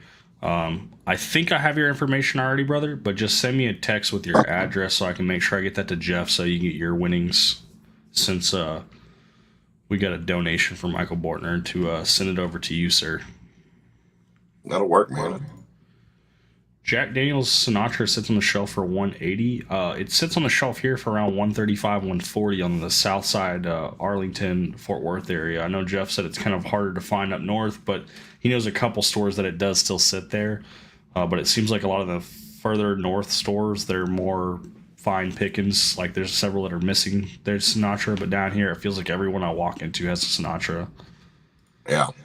The batches have varied. I have batch 2, which is excellent. This is batch number 4. So batch number 4 is very spicy, in my opinion. I didn't realize there's different batches of this already out because, it just got here. So I didn't realize how many were out. This is batch 4 that I have. Golly.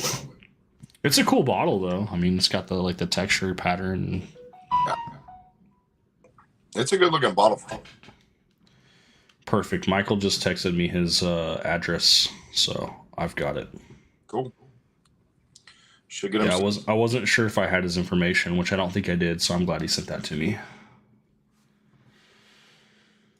160 up here in Michigan. I mean, I think it's probably worth $100 bill. When you start talking 150 plus, it's tough to say it's worth it for how light it is. It's delicious. But then if you compare it to like secondary of Weller 12, I think it meets the secondary 180 to 220. I think Sinatra at that price, if you're thinking secondary, it makes sense. But MSRP, I'd push below 150 if you could. Yeah, I wouldn't pay above 145 for it. I think the review in the server is batch 7. Yeah, I'll have to check. Let's see, Discord. We got a review on my server actually. A very detailed review. Batch number 7. Yeah, batch number 7. Which I don't understand how people are so good at writing, but his detailed description was so amazing, and it just kind of painted a picture in my head. So I got really excited and was ready to try this. And then I kind of like put it on the back burners. Like I wasn't really thinking about it. And then I scrolled up earlier today, and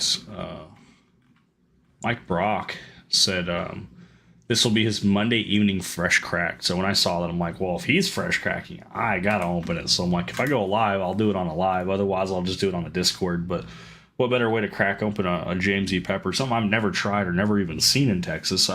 Some of the Discord groups that are local to us, they're definitely posting it now, and they're starting to get it in their area. So maybe I'll find one.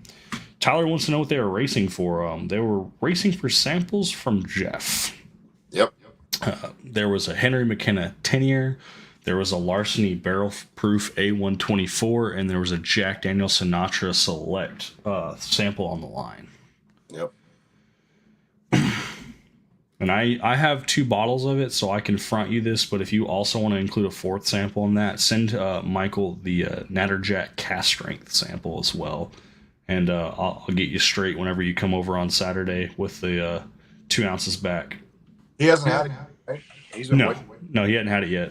Oh, yeah. I'll go get it.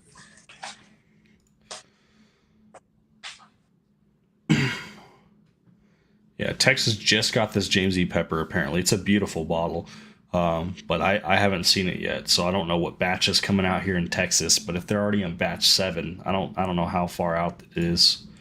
Saying thank you. Yeah, so you're gonna get a Natterjack Cast Strength sample as well, sir. We're gonna add that in there. If Jeff doesn't have the 2 ounces to pour up, I've got 2 bottles of it. I'll pour up a 2 ounce sample of the Natterjack Cast Strength for you as well, sir. I've got it. Trust me. Perfect. One of these days, try marbles on stream for a giveaway if you have Steam. I do have Steam. Gunner, on the Discord group, send me a private message or put it in the group for the marbles for the stream, and I'll look that up, and we'll talk about doing marbles for a giveaway, because I think that'd be cool. So send me a link to that, because I don't have that, and we'll make that happen.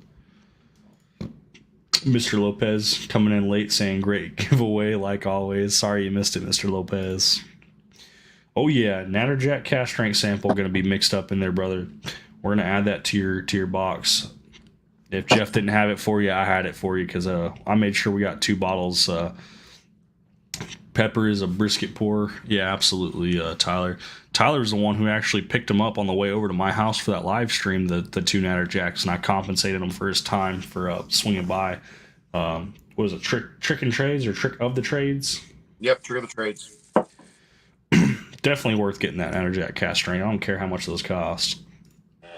And I'm pretty sure they're probably going to end up bringing us some more. Almost pop. So Gunner just sent me a link to a Steam game called Marbles on Stream. We're gonna have marble races in the future. We're gonna have like actual marbles rolling across the stuff now, I guess. So I'll be excited to check that out after and see what we can do for that. That'll be fun. That's going to be dope. I definitely want to find more intuitive ways to do giveaways. So if you guys have any suggestions on how to do a giveaway that's not a wheel spin or a name picker from the comments, or even the duck races, because I'm not taking credit for it. I know everyone's trying to give me credit for doing the duck races. I'm probably the person to give credit to doing duck races on live streams for Whiskey Tube, but I'm not the person to give credit for the duck races, because that's another way that people used to do giveaways, or I should say not giveaways, but like a way to sell a bottle for different places for secondary and private groups. I just did it on live stream because I thought it was entertaining, to say the least. It is. You're actually really good with that. That Natterjack is starting to hit down by you. Nothing up north yet. Yep, it is starting to get closer to Beach Sand Bourbon, but he hasn't. I think he saw a bottle of it one time during his live stream, but I think it was the regular one. I don't think it was the cast strength. Regular one's still, but I'll find Good out. night, Michael. I'll find out where it's going to be tomorrow when I sit down and talk with them, so I can actually give everybody like live details on like where it's going to be and when it's going to be there. Gunner says that the marbles race is cool because you can do up to 999 names, which is crazy. Because when we did the duck race, my largest duck race, which people I don't think they realize how big we got. When we did that big duck race for the Old Forester, we had 92 entries. Yep. 92. Adam just responded to his email. That was the winner from Wade Bourbon Hall's channel from The Biggest Loser. I sent him, I asked him what he wanted for samples, sort of. I asked questions, so I sent him 2 high proof samples, a 1792 full proof store pick, and a sample of the Booker's 2023-03, the Mighty Fine Batch as the high proof, and then the, I say low proof. They're not necessarily low proof, but they're like around that 100 proof range. I sent him 2 different Old Forester single barrel proofs. I sent him the 100 proof, the store pick, and then I sent him the 90 proof store pick. So I think those Old Foresters are going to be delicious. I think he'll love those. Mr. Lopez loves the duck races. Everybody seems to like the duck races, and it's not that I want to give up on the duck races. I'm just willing to try something new and intuitive. I want to do more entertaining stuff for you guys. I don't want to be like every other YouTuber. I could sit here and just talk to you guys about doing reviews and all that. I want to interact with you guys. I want to have fun, and I want to try some new stuff out. Even if it becomes a flop and there's some stuff that just doesn't work out, we got to learn somehow. So we might lose a couple, but we're gonna figure it out, and we're gonna find some fun stuff to do. Yeah. Oh, and RJ, those 2 girls that came in today, they actually came from a different store owned by the same people, because they actually came and asked me for a job, and I said I was full, and they said, "Hey, Jessica said we're over here. We want to come work for you." So pretty cool. I want to see your staff, because you have one of the largest staffs now at the Rack House, completely blow up. Like, I want to see you have a full staff day one would be crazy. Oh, we do. And I want to see not only a full staff, I want to see some backups on the list, because when you guys first open, you're going to have some trials and tribulations to fight through. And some people aren't going to stick around, which is fine.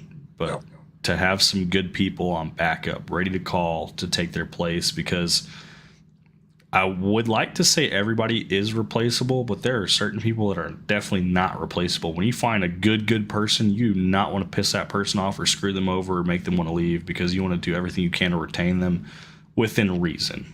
Some people can't be pleased, but it would be nice to see some really good people a part of your staff that bust their ass and actually care about what they do for a living, with the intentions of trying to move up, whether that, like you said, up into management positions to even ownership, or whether they're just trying to get trained so they can go to I'm not saying Rack House isn't going to be a high class bar or restaurant, but I'm talking like high end, where they have to wear like freaking suits and dresses, where it's like that's required to work, like Del Frisco's and stuff like that. It'd be cool to see people training at the Rack House to try to get some jobs like that, because everybody's got to further their career. I'm not going to sit here and pretend that even my job is a final career. No one's going to sit here and want to work for what I do. They're going to want to move up. I don't blame them. Yeah. No, actually, our 3rd venue is going to be in Greenville, and is going to be a full concert venue that is open 7 days, 40,000 square feet. Can you recommend Arlington or Mansfield for a location? We actually are already talking about that for the 3rd location. No, sorry, outside of the venue. Yeah, so that'll be the 4th. And then is there any way that you can be sitting down there maybe 1 or 2 days a month? Yeah. Hour. I don't want you to have to drive across town every day, but I'm like 1 or 2 days a month, be like, hey, go over here and watch this place, or go take care of these guys. Well, that's the cool part. Like, first step is finish training to be a GM, and then next step is So I'd be over 3 stores. And the other stores trying to build are way out east or way up north. Like the second location, they already have the property. It's in Sherman. So yeah, they're trying to cover the market from you guys to North Fort Worth, and then up 35 and up 75. So it's gonna be good. No, I'll definitely, man. If I can get a sweet place like out in the middle of nowhere, like in Corinth or something. Oh, dude, I'd go work in auction all day because it's straight down 35. Yeah, that's tough though, because like that's still a drive from Corinth. Living on the north side of the Metroplex is nice because it's like you can just drive up to Oklahoma and go to like Choctaw or Windstar, but there's not a big reason for me to want to live on the north side of town. I just want so we can do things on hand for my YouTube channel. I will say it would be cool, and this will be in the future hopefully, to have a location as far south as possible. In this case, it would probably be about Mansfield, is about as far as you can go, where you can still have alcohol on board, because like Waxahachie is like a dry county, but down in Waxahachie, there's private ranges out there that have 1,500-yard ranges that I have memberships to. Yeah. So if you want to do that aspect of your channel, you can absolutely do that. But also having the business out there, if you had a reason to move out there, that business would be booming because there's no one that's going to be south of you that even has the ability to sell liquor because they're all dry counties. So they're going to have to drive a little bit north, but they can go to these big fancy restaurants. Technically, you could put one in Waxahachie, but then you limit yourself on what you can get as far as allocations go. If you're on the line, you can still get some pretty crazy stuff from like Dallas County and Fort Worth. So you got to play both sides. Like, hey, I got to be this far north so I can get the allocations, but I'm far enough south that I'm the closest thing for anyone to go to try some crazy pours. Right. That's smart, man. No, you're absolutely correct. No, it's gonna be awesome. I'm ready for it. I'm absolutely ready for it. God, This Jamesy pepper's starting to grow on me. Well, that Jackson is delicious, but I've already been told that is hers. So it is delicious, but it's super light. There's not a whole lot of complexity to it, but it's super smooth and easy to drink, which is why it's desirable. I like something a little bit more proof, like that Larceny at 124.2, and then these Jamesy peppers are 105.6. So that's a good margin.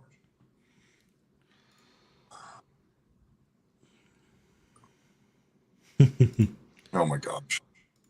Mr. Lopez put hashtag Jerzo Nation. What do you want? Want to do another raffle? We can do one. I'm all giveawayed out after today, man. So let me explain to you how a UPS store went today. I'll highlight Michael Border's comment. We'll talk about it here in a second. Okay, no, we can undo that. Let me take the banner down so people aren't trying to enter in. So I went to UPS and I sent you a picture, so you saw those boxes. And I brought 4 small boxes in, the small ones that were on top of the big boxes. I brought those in, and I was like, hey, I got 10 labels I need to print out because I didn't print them out before I got there because I don't have a printer. And it's like $2.95, I think, to use their computer for their computer fee. Then it's like 15 cents per copy. So by the end of it, it's like $5 to print out 10 labels and everything. But I was like, okay, and I started putting the 4 labels on. But I said, I need all 10, and I need the sleeves to put them in, and because I got the other boxes out in the car. So then once I finally get all of the 4 situated and on the boxes for her to take it back, I was like, hey, do you guys have a dolly by chance for me to borrow? You just saw her eyes light up. She's like, yeah, they're up front over there by the carts. And I was like, okay. And I grabbed a dolly. I went out to the truck and loaded up the other 6 boxes because they're big ass Home Depot boxes. They're the extra small packaging. I got one right here. I'll show you guys. These boxes are honestly too big to be sending a single bottle in, but we had to use what we had. So we were sending these boxes and we were lying a little bit on the size. So instead of saying 15, we'd say 14 just to save $2 to $3 on shipping. Yep. That's smart. As long as you're pretty accurate on the measurements and the weights, even if you like change it by like an inch or two just to offset the cost or the expense, They normally don't dock you or ding you for it. If they ever do, if they got like really technical about it, they would charge the person receiving it like maybe $1 for the upcharge. It's negligible, but I've never had that happen. If it does happen to you guys, please reach out to me because I'll stop doing that. I'll start going strict measurements, but I need to find better boxes. The boxes I was using, they're perfect for 2 bottles, but for 1 bottle, it's just a little too big. So I had put some extra stuff in some of the boxes to help make the box a little bit more full. Others, I just put it in there and was hoping for the best because it's in an inflatable wine bag and they're like double or triple wrapped. But when I brought the freaking dolly in there and started putting labels on those boxes, she's still looking at me and she's grabbing them as we're going. But I just told her, like, yeah, yesterday we had a charity live stream, so that way it made sense on why I'm dropping off 10 packages. Because I said normally I only drop 3 or 4 packages off at once, so 10 already looks like suspicious and unusual. So I just explained we had a charity live stream. I'm just trying to get everybody their winnings. Yeah. So is cool. UPS could care less, to be honest with you. Like, they don't give a shit.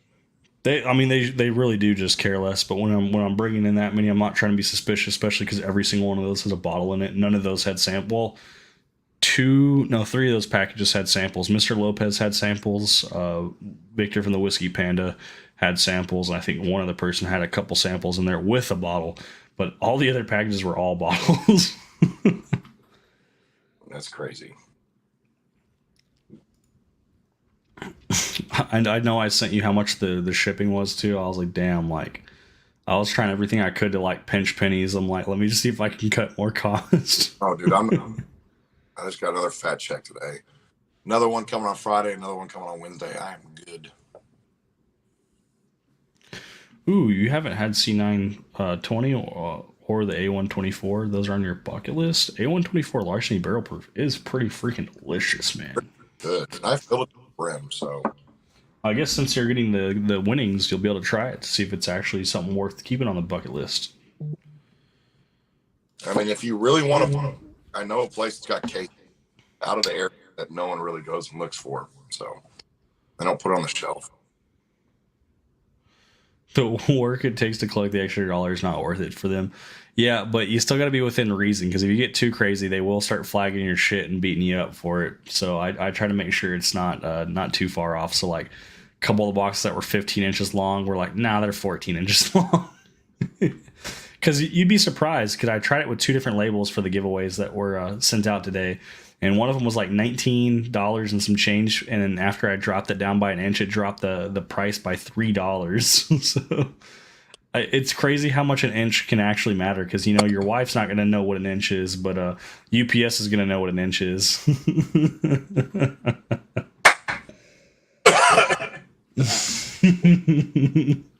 Well, since we're still doing your stream, do you want to do the giveaway? I'll do it. You're too generous, man. Well, dude, the amount I did yesterday is beyond generous. Like, No, but that's the thing. It wasn't about me. I even said that multiple times. You only read like 2 of those out. It was not about me. It wasn't about the bottles I gave away. It wasn't about the value of the bottles I gave away. It was about the girls and making sure they got taken care of. I wanted to do the clickbait bottles to start it off the raffle because I'm like, if I can put enough shit out there to where people can join in and see bottles are being given away, the cheap bottles will go and they'll sell themselves because people just want to get in just to support and get a bottle. But I said when the heavy hitters come out, the 1792 single barrel, the Weller 107 that you decided to donate, the 1.75 liter Buffalo Trace, and then we had people give out E.H. Taylor single barrels. When the heavy hitter bottles come out, more donations were going to start pulling in. So that was very strategic. I had to put enough bottles up front as a buffer to get enough people interested in seeing the stream, but it also gave you time to get shit sorted out because you were very laggy and I thought it was my phone. I was using my coworker's phone to join. I was trying to do everything I could because I thought it was on my end because I was basically on the ramp underneath the ground in a tunnel when I was trying to first watch. yeah. And then I realized your laptop just couldn't handle 2 displays, so outputting on 2 displays just wasn't cutting it, so we had to drop that. But you doing it on your phone was fine, so it smoothed out. But the filler to get up to your stream running smoothly and getting enough bottles out there to where people are starting to see it and get interest was enough to help them crank it on the back end. I mean, over $1,000 is freaking amazing. Yeah, and there'll be even more money once the release comes out for the payments on the super chats, like the hours and watch times and likes, that all adds up to. So I'm pretty no. So because girls that came in were like, Like one of the girls' names is Bree, the other one is Cassie, and they came in. They're like, they came in. They're like, Jeff, can I give you like, you are such an amazing like manager first off, but like an amazing man. I'm like, I didn't do shit. I just talk, you know. And they were like, what y'all did for them is fucking incredible, and that makes us want to come work for you. So, you know, you brought me boys by doing that along with everybody else, obviously. I just wanted to make sure that they saw that, you know, when someone's struggling, like, you need to help them when you can. Like, I can't help everybody. You can't Right. help everybody, but I can help some people. I can help some people. Oh yeah. So I made sure that I did what I could. In fact, if you didn't get additional donations, whether that was samples or additional bottles, I had other stuff on the back burner that I was going to send you photos of and said, let's up this. I was going to do 4 more bottles. We're going to be pushing 10 bottles on myself. Yeah, but you fact with this community that they were going to step behind us and they were going to support this the whole way. So I'm just glad that people had enough interest. People had the heart. People wanted to donate. And I tried to say it a couple times in chat. I'm like, hey guys, it's not about me for sure. Definitely not about me. I'm a nobody. It's also not about the bottles. The bottles is just to help get people interested. Because I'm like, I know the value of these bottles, and I can tell you how much in value the bottles were. The point is to show you guys value, to help get you guys interested, to put the money up front for these girls. Because it's like, I know if I lost my job tomorrow, I would hope that someone would have some kind of care in the world for me to help me take care of my family. I mean, I have a son that's not even 1 year old yet. We have a house, we have a mortgage, we have an electric bill. Bills are still coming even if you don't have a job. And filing for unemployment ain't gonna cut it because it ain't coming fast enough. oh yeah. No, absolutely, without question. Man. No, anything ever happened today, pretty sure we'd raise a little more than that.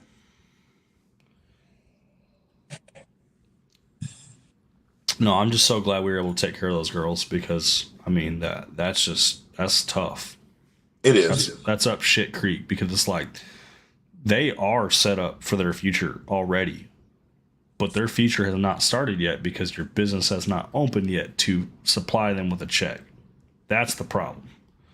Sure. So, I mean, I already have all the money ready to go. I've already got all the reps ready to spend all the money. I've already got private parties guaranteed. but that's also why I laugh at some of these businesses. Like, how are you going to fire somebody like the way they did abruptly, but then you request that your employees give a 2-week notice when you're like you could fire someone at any given time? That just doesn't. An at-will employer, like, come on now. And most of them, I've already told them. Matter of fact, I actually learned a little insight on 2 different ones, and they said if you put a 2-week until the end of March, you'll be automatically terminated. Like now, they're the rest of them, which is just I find hilarious. So, Well, I would understand if you brought most of your staff over, but I also realized that there were some people there you probably didn't want over there because they were already bad blood in the first place. But it's one of those things where it's like that business is not only trying to hurt you and your staff, which they can't hurt you anymore. They don't even have a finger to press on you anymore, but hurting your current staff that's coming over, they can kind of hurt them a little bit, but it's only short lived. But the problem is, it's like what they're doing is, and they don't see this, is they're shooting themselves in the foot. Like they're crippling themselves and they're giving themselves even more of a bad rep. And all it takes is for some of the other people to wake up and realize, like, hey, they're doing this and this guy got fired, but like all the stuff they accused him of didn't actually happen. So what are they going to do to us? I think when your ownership's talking about how they're going to run them out of business, I don't think they have to. I think they're going to run themselves out of business. yeah, no, that's true. I actually have 3 more cooks coming over on Thursday. Asked me for raises, and I submitted all the raises because they bust their ass. I mean, they go above and beyond. Like, and I reached out to one of them and goes, "Yeah, all 3 of us are on board." So, like, you just lost half of your back of house. He's already dipped out of the chat, but he had sent me some samples. This is from Michael from Bourbon Riders. If I can freaking get the damn cap off. I'm struggling. There we go. It has a plastic little cork thing I got to take off to it, but this is another RD1 product. This is a French oak finish, one that I have not tried. Ooh, that sounds. Why are you doing that? Might as well do another giveaway. love this community.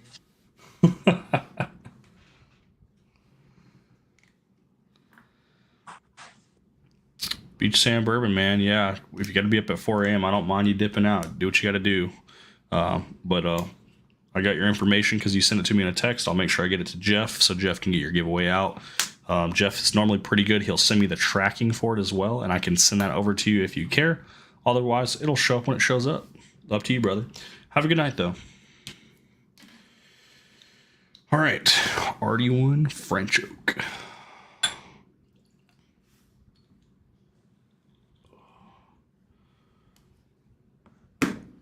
I've never had sample bottles like these. These are a pain for me to open. The plastic was already hard enough, and now they're even a bigger struggle. RD1 French Oak.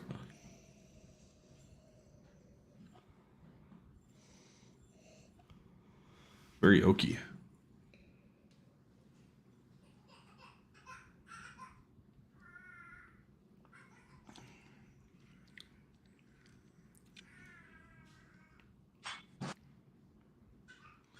Oakiness is coming through. I'm going to check on my son. He just woke up. Give me one moment, guys.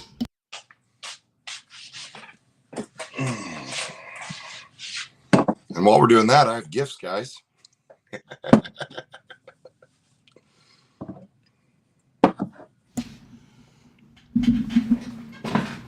All right. So, for the true guys that really love to stay in here, we have the 3 chords. Okay. All right. Amplify. We have 1924. I only have 1 2-ounce sample of that left. I don't even have a bottle of that left anymore. And I actually can try to confirm this with somebody in California because this is the only bottle in. It is only in the north of California. It has not been released yet. And I'll give the rest out because I believe it is exactly 2 ounces. This is the ammunition strength. Very cool. So. Barrel Dave said it's interesting to see how folks package their sample bottles. With the folks who have sent, I just have to look at the bottle to know who it was from. Yeah, there's definitely an art to it. I know I use some of the similar labels that other people use, but my handwriting is pretty unique. So when they see mine, they definitely know that I sent them. Dave Vogel saying it's the way his are typed up and printed. I know when they're from him. And then some of these other guys where they use their own personal handwriting, I can guess pretty much who sent me what. It's just hard for me to remember because I have so many things from so many different people. But you're right, the uniqueness in the sample bottles that you receive definitely stands out.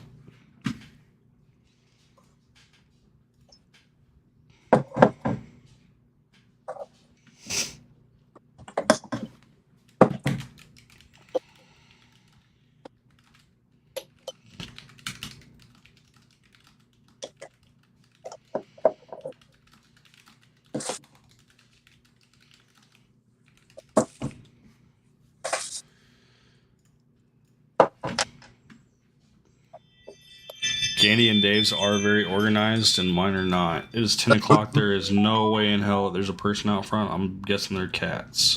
Yeah, I got really hopeful. I was hoping my bottle showed up. Good night, Josh.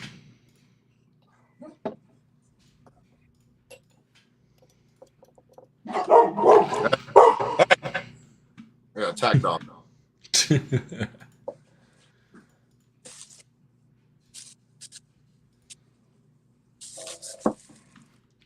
Get my little notepad, my handy dandy notepad pulled up. You guys want to type in the magical word? It is on screen now. That'll get you entered in to win the giveaway. Got John from Bugging the Sun. This is a good one. Guns and Bourbon. Got you, sir. Got 2 entered in, guys. I know there's definitely more of you watching. There we go. Gunner L.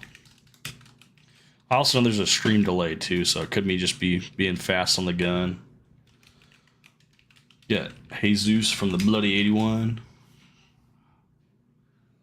Hmm. There it Michael is. Bortner. The last of the bottle of ammunition cash strength. Jesus. We got Carlos from the Whiskey Corner.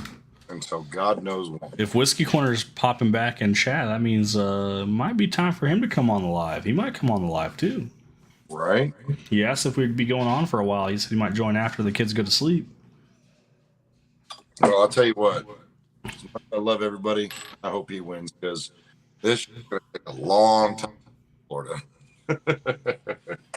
This RD1 French Oak finish at 101 proof, it wasn't bad, but it wasn't necessarily like a go-to. Like, I don't think I'd go out of my way for this.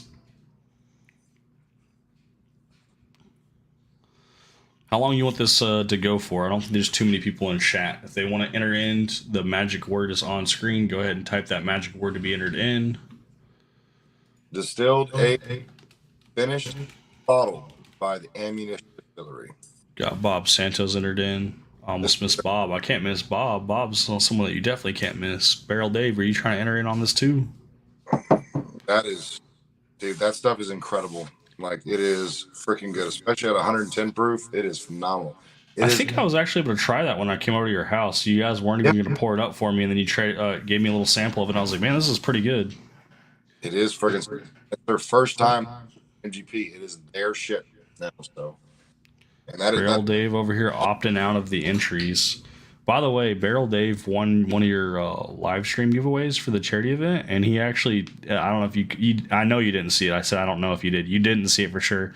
He actually said he wanted to just donate it at $20 without having any entries put in, but you still put them in anyways, and then he won.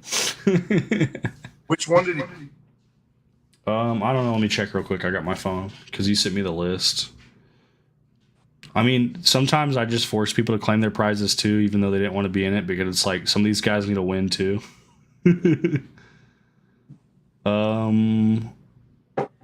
I think Barrel Dave re-rolled. He might have. Because I don't see him on here for the list. I'm just hoping that the right person got the Weller Antique 107 because there was multiple Daves. Yes.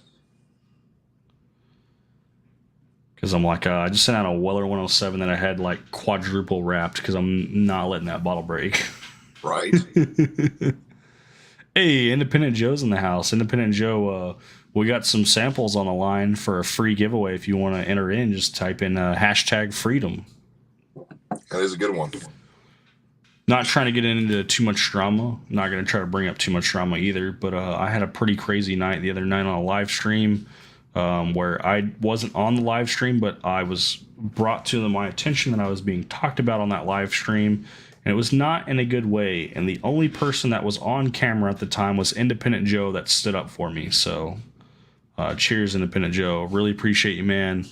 I'm glad that you spoke up because that meant a lot to me.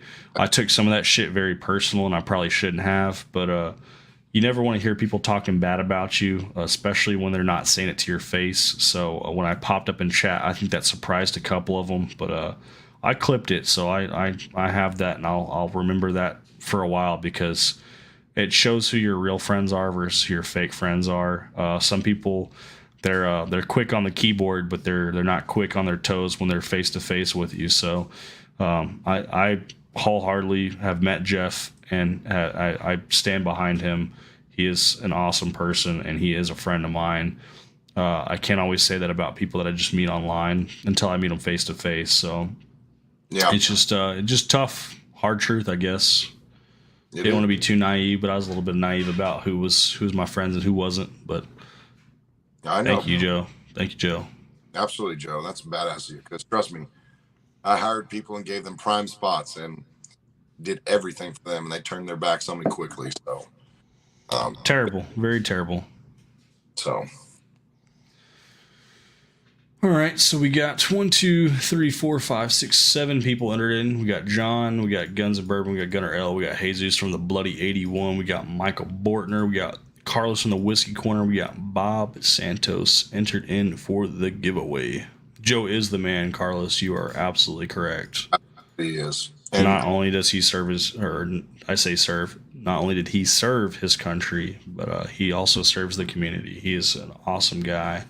I wish I could tune into more of his live streams. Half the time people go live, I'm stuck at work, and I have to click in when I can.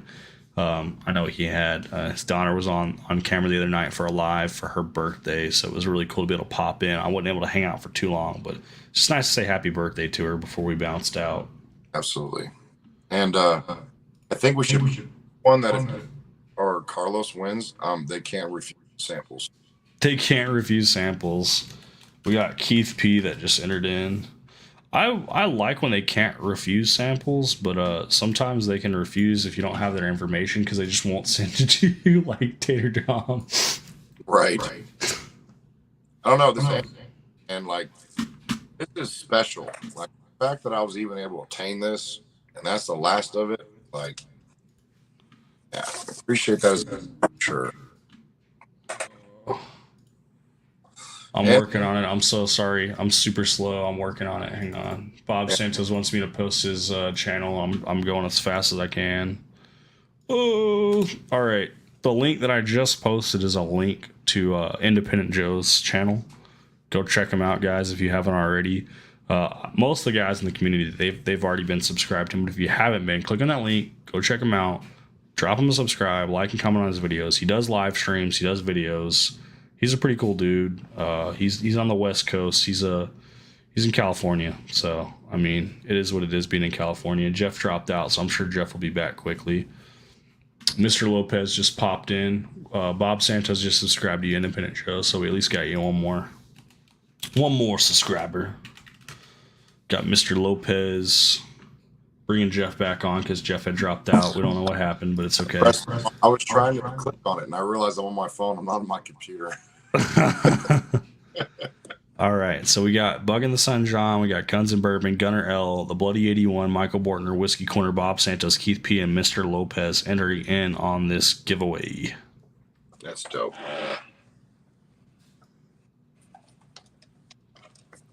Bob Santos is a really cool dude, Joe. So hopefully you'll be able to interact with Bob and talk to him, Joe, because that's one cool dude. He's a good human being. And so not many from his state. Let's go ahead and get these names posted in. We got 9 racers. Let's present. Sharing screen. We're gonna run this race. I'm not too kind, Bob. You're too kind, sir. That's right. We'll just run a minute and a half instead of 2 minutes this time. We'll shuffle our 9 ducks a couple times. Bring this down so everybody's in frame, and we will start this race.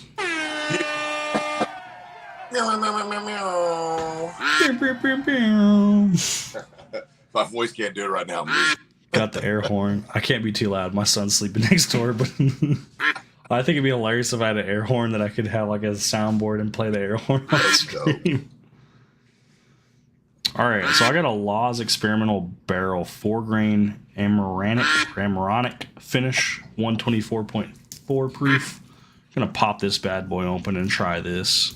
See, we were just talking about laws today at work. I've got the reps number. We don't have any laws in house, so there's supposed to be like a Laws 4-grain that Victor really wants, and I found somebody that actually has a store pick of it. So I told them you should absolutely reach out to Victor because he wants it for someone that he hangs out with on a regular, and so this would be the guy to get in touch with, so you get that store pick of the Laws. awesome. Ugh. Man, there's so much freaking plastic on this thing. So this sample bottle has double layers of plastic on it. Hold on. I've never seen one with double plastic. I feel like that was a mistake on whoever made these. Guns and Bourbon. Last 10 seconds. Bob Santos creeping up. Bob Santos is creeping up. We see Bob. We see Bob. We see 4. Bob. Bob Santos is creeping. I called it.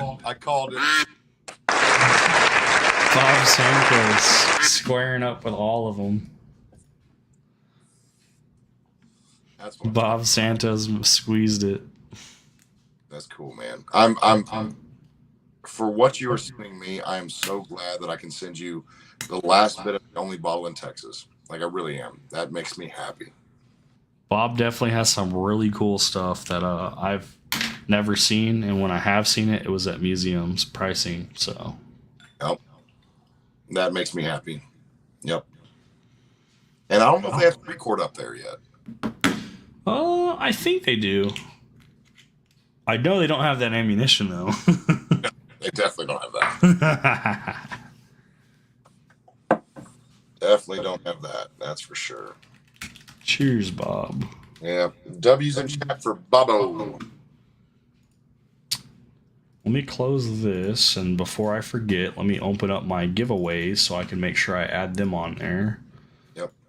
I still need Mr. I's information for the Cumberland Fall, so let me make sure I have him on there. Yeah, I'll have to go in and try to go look it up. He might be one of my subscribers. I know there was 4 or 5 people from my side that were in there. I know a lot more logged in, and they were like, "Oh, he's not talking about politics and guns. We're gonna go." Okay, Beach Sand Bourbon Michael, he's got the first set of samples. Yep. And then Bob S has the second set of samples. Just trying to make sure I keep track records. I like to keep these on file to where I can make sure we get people taken care of. Oh, absolutely. You're way better than me. I've never not paid someone out if they've won something. I might have been slow to get it to them, but for the most part, if they win, I try to send it out next day. Well, you are, because without you and my wife, there was no way I could orchestrate any of this ever. Look at Tater Dom trying to sneak in after the race. Tater Dom. Oh. Even if he did win, he wouldn't claim it if it was from me. He'd only claim it if it was from Jeff.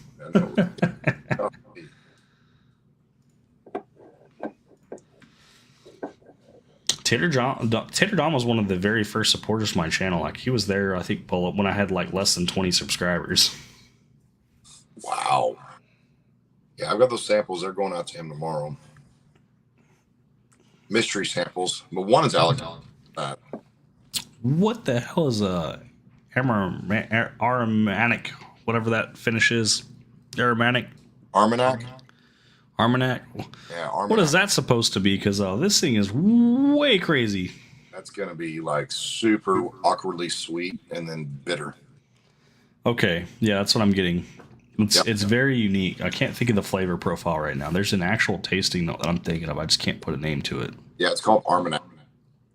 That's what we went with. We don't know. That's just the name that you call it? Yeah, it's an Armagnac, whatever it is. It's a... It has like this fig plum note that's like bitter, like this dried bitter fruit, and then it has this like sweet note, but the sweet note isn't just like vanilla. It's like almost cinnamon, so it's like spicy. So it's like a spicy, bitter tasting note. I've definitely had something like this before, not whiskey wise, but food wise that I'm thinking of that has this exact note. I just can't think of it. What's that weird fruit that comes from? Like a jackfruit? Yeah, but different. It's like from like the Philippines or Vietnamese area. That's what it is. Is it? Yeah, that's the flavor we get from it. Okay, because it's very pronounced. And I'm like, whoa! This like it was a slap across the face because I didn't know what to expect. I just smelled it, tasted it, and I was like, oh my goodness, it was in my face. No funk. Right? Good night, Guns and Bourbon. Good night, Guns and Bourbon.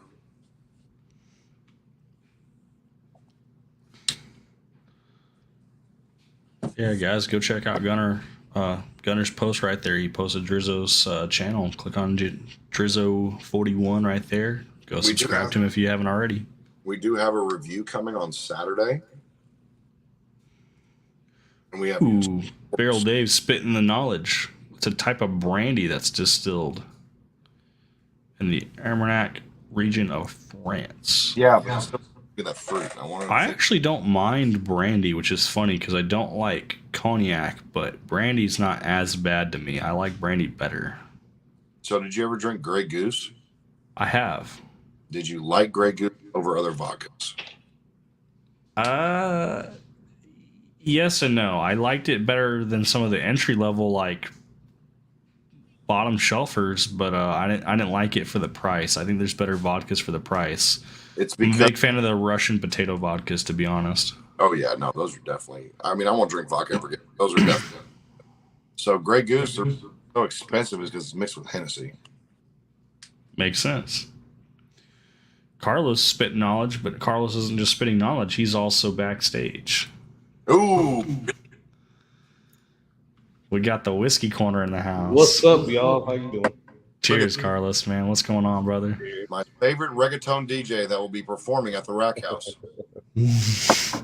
I know, man. Those performing days are long gone, man. No, man, you still got the beard and then chin right there. No, you still got it, man. How y'all doing? Amazing. Doing great. I'm having a good day. I didn't do hardly anything until my wife got home, so I didn't leave the house till after 4 o'clock in the afternoon. I went and dropped off everybody's freaking winnings from yesterday's charity live stream, along with all the other giveaway and sample winners from my stream. We're only missing Mr. I's information, so if he ever pops in, he needs to get in touch with me for his bottle. Everyone else has been paid out, so I'm reset back to zero. I know I've talked about it. People have been asking about it. I know you've probably asked about it as well, Carlos. I have not forgotten about the Rebecca Creek Spanish Oak that I had talked about in the Discord about trying to get people bottles. We will be buying cases of that, but I will be asking for the money up front so I can get them. We're trying to use Specs because Specs has case pricing, so I can get you guys the best price for the bottle, because otherwise it's $57.99 before taxes plus shipping. We can get them closer to $50 even if we do case pricing, which is 6 bottles per case, which is not very many bottles per case. So a case is about $350 when it's all said, or $250, something like that. Shipping will probably be between $15 to $20 depending on how far out you are. We're gonna make it work though. Some guys are wanting multiple bottles. I am definitely gonna be trying to do that sooner than later. That's why when Jeff's over here trying to push giveaways, I'm over here trying to hold off on giveaways because I have plans on capitalizing in the Discord so you guys can get those Rebecca Creek Spanish Oaks, because the distillery has not been making any more of them. People have been trying to buy them and they can't get them right now because they haven't produced any more to sell. So what's out there is what's out there, and some of these specs, they don't have 6 bottles to sell me because I'm gonna have to go to multiple stores to get the cases. Okay. Yeah, man. Definitely put me in on that. Yeah, I want to. It's on the I'm list for good sure. with just one. That's all I want. Just one. All right, good. Some of the guys want as many as 4 bottles, which I thought was crazy. Damn. Yeah, that is. And we'll take it though. 3 bottles, the same price that I paid less for that for the Sinatra than that. So screw it. I had 2 open bottles. I sent one open bottle to Mike Brock, and then I sent the other open bottle to Gunner. So, because I said I don't have sealed bottles, but I have open ones, and I'll send them to you guys if you don't mind having an open bottle. And they said, we trust you. So I sent them open bottles. I didn't charge them for it. Those were free of charge. It was more of just help cover shipping, guys. One was 123.3 and one was 123.6 proof. They're all around that 122 to 125 proof range. So there is some difference between them. I think they're all technically single barrels too, even though they don't specify that on the bottle. Right. They can't specify it on the bottle because they're considered double barrels because they put them in multiple barrels. But you single barrels, like single batch, I should say.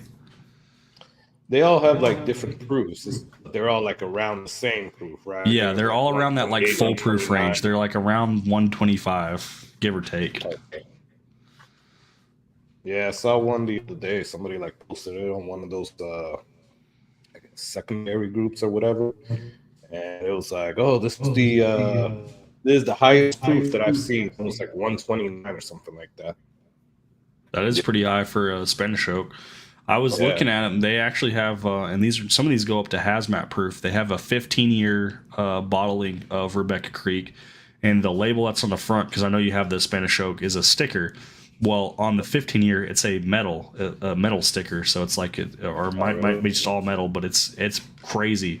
But the MSRP on those bottles are $250, and secondary pushes over $300.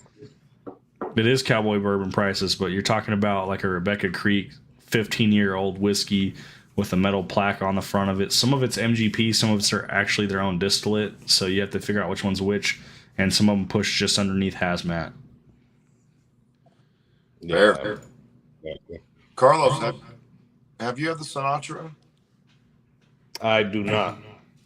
Have you had it before? Think I've had it at like a bottle share, but I'm not sure. Maybe. I was curious about your palate because RJ have like master palates. So I'll tell you one thing. If I did have it before, I don't remember because it was probably in a bottle share that I tasted a whole bunch of stuff. And it did not stand out. You're if coming that's the over case. Saturday. I'll send you home with the Weller 12 sample so you can try them side by side. I think they're identical. The only difference is you're going to have the Jack Daniel profile versus the Buffalo Trace profile between the 12 and the Sinatra. see, I like the Buffalo Trace. Honestly, I really do almost more. But that banana is so unique to me and like almost like a relief. So, because I've so many Buffalo Trace, ridiculous. But like when it comes to that, like Jack Daniels is very hard for me to like, and so that's why I gave the, a single barrel. I had a bottle of like 127, and I'm not gonna lie, like I use it as a shooter because I did not enjoy it. I never even gave Jack Daniels the chance till just recently. I never had a bottle from them other than the old number 7 until recently. Barrel Dave wants to ask Carlos a question about the Whiskey Pig. I think he's talking about the Whistle Pig Piggyback 6-year. Is that on your worst or best list? I'm going to probably guess worst list. It was on this list. I know that's one of the samples that you got from me. So, I really Very did not like grassy. that bottle. Did you have a grass profile note on it too? I don't remember. I just know that I did not like that at all. I had Frey Ranch, the farm strength. I had some of that with Tyler. I don't know if Tyler's still in chat. Beetlejuice or Beetlejuice, I should say. It was very grassy, and I thought that was a very interesting flavor profile tasting note because I've never had fresh cut grass as a tasting note until I tried the farm strength.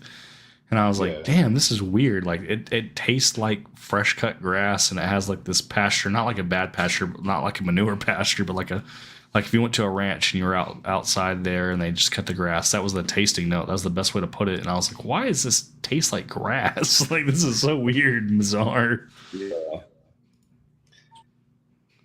Was it so is that a rye? That Frey Ranch? Because normally No, it wasn't a rye. It was just their farm strength. It was their farm strength. Yeah, I got that grassy thing on rice.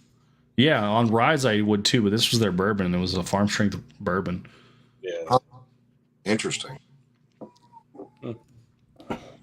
Jack Daniel's single barrel proof turns that banana nut bread to level 10. See, I think it did, but I've never had something over 130, which is why, my girl today hooked me up and she was like, I've got one of the small bottles of 130.2. And I'm like, right. At the new place, you're going to have scotch as well. Do you have any of the Glenmorangie offerings? Yes. Do you have the 18? Comes in a cardboard box, kind of like the Sinatra. Try to go through packs. I don't know, but we I can't speak on the other ones, but I've had the 18, and it tasted like bananas and oranges. And having bananas as a tasting note is just so delightful. Oh, it is. Something about how smooth and sweet it is. I'll tell you what we have, though, is this Soki Suntory 18 year. And I've never seen that on a shelf before. I got to tell you, these are probably some of the best Glenmorangies that I've had. Tail of the Forest, and then what's that? The cake? Tail of the Cake? Yeah. I've never seen the cake one.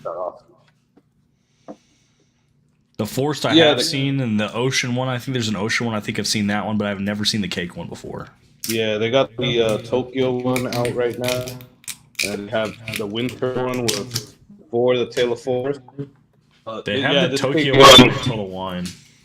This cake one took me a while to find. Carlos, you're echoing. Is that because of RJ? Oh, yeah, it might be me. I'm sorry, guys. I'm still playing with my audio. Hang on. By the end of this, RJ is going to be the master audio technician. Give me 1 second. I don't know. Am I still echoing right now? Not as much, no. No. All right, you shouldn't be echoing at all. I'm trying to I'm trying to figure out the audio because I was having big issues with my audio before, and I found out that it was my software for my microphone was taking over. No matter what I was putting on or what websites I was using, the software was in the background running, and I fixed it. But when I fixed it, I didn't actually fix it because now it picks up everything, which means echoing. So if I echo, please, like Jeff just said, speak up. Hey, you're echoing. No, he's not echoing. It's me, and I need to fix it quickly so that way we don't have a lot of feedback. So you should be able to talk just fine. There shouldn't be any issues now. I lowered my gain. I lowered your mic volume on the output on my end. It shouldn't have lowered it for anybody else. That should stop the feedback. Okay. Speaking of RJ, while we have you on here, after going over dealing with this, I have a very nice microphone. My wife got it for me for my birthday last year. It's very expensive. What computer would you recommend that I get? I would just build your own computer. I can help you with that. We just got to put a price point on it and what your budget is, and we can build one. Heard RJ build a computer for me because I don't know anything about that. Yeah, I went a little crazy on mine, and I'm going to say a price tag. You don't have to agree to that because that's what I paid because I used to play games on a professional level. But my entire setup, like from tower to double monitors and speakers and all that, I'm running about an $8,000 setup right now. But you can build a computer for right around, I would say $1,500 to $2,000. That would be solid. You can use a TV as a monitor if you have to go cheap.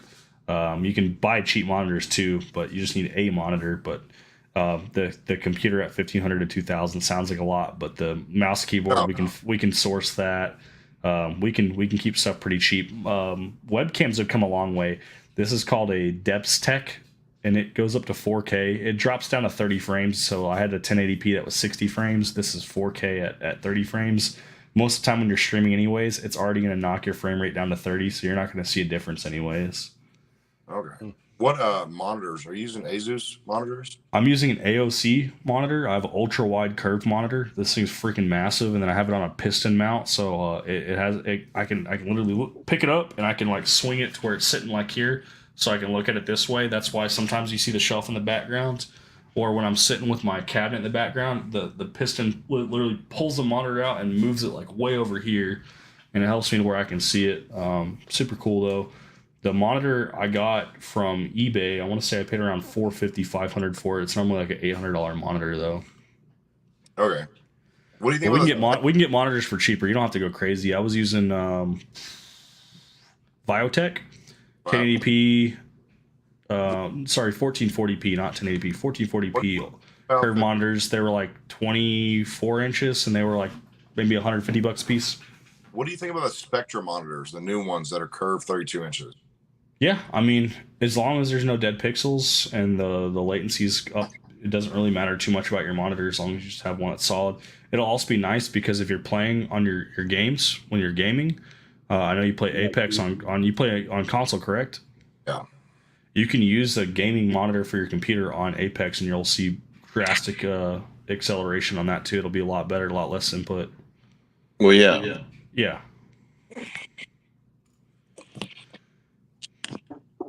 Okay. Thanks for the knowledge, man. I appreciate it. Sorry, I nerded out there for a second. No, I appreciate it. I'm feeling like Carlos with all the Star Wars. I got excited. I mean, it was.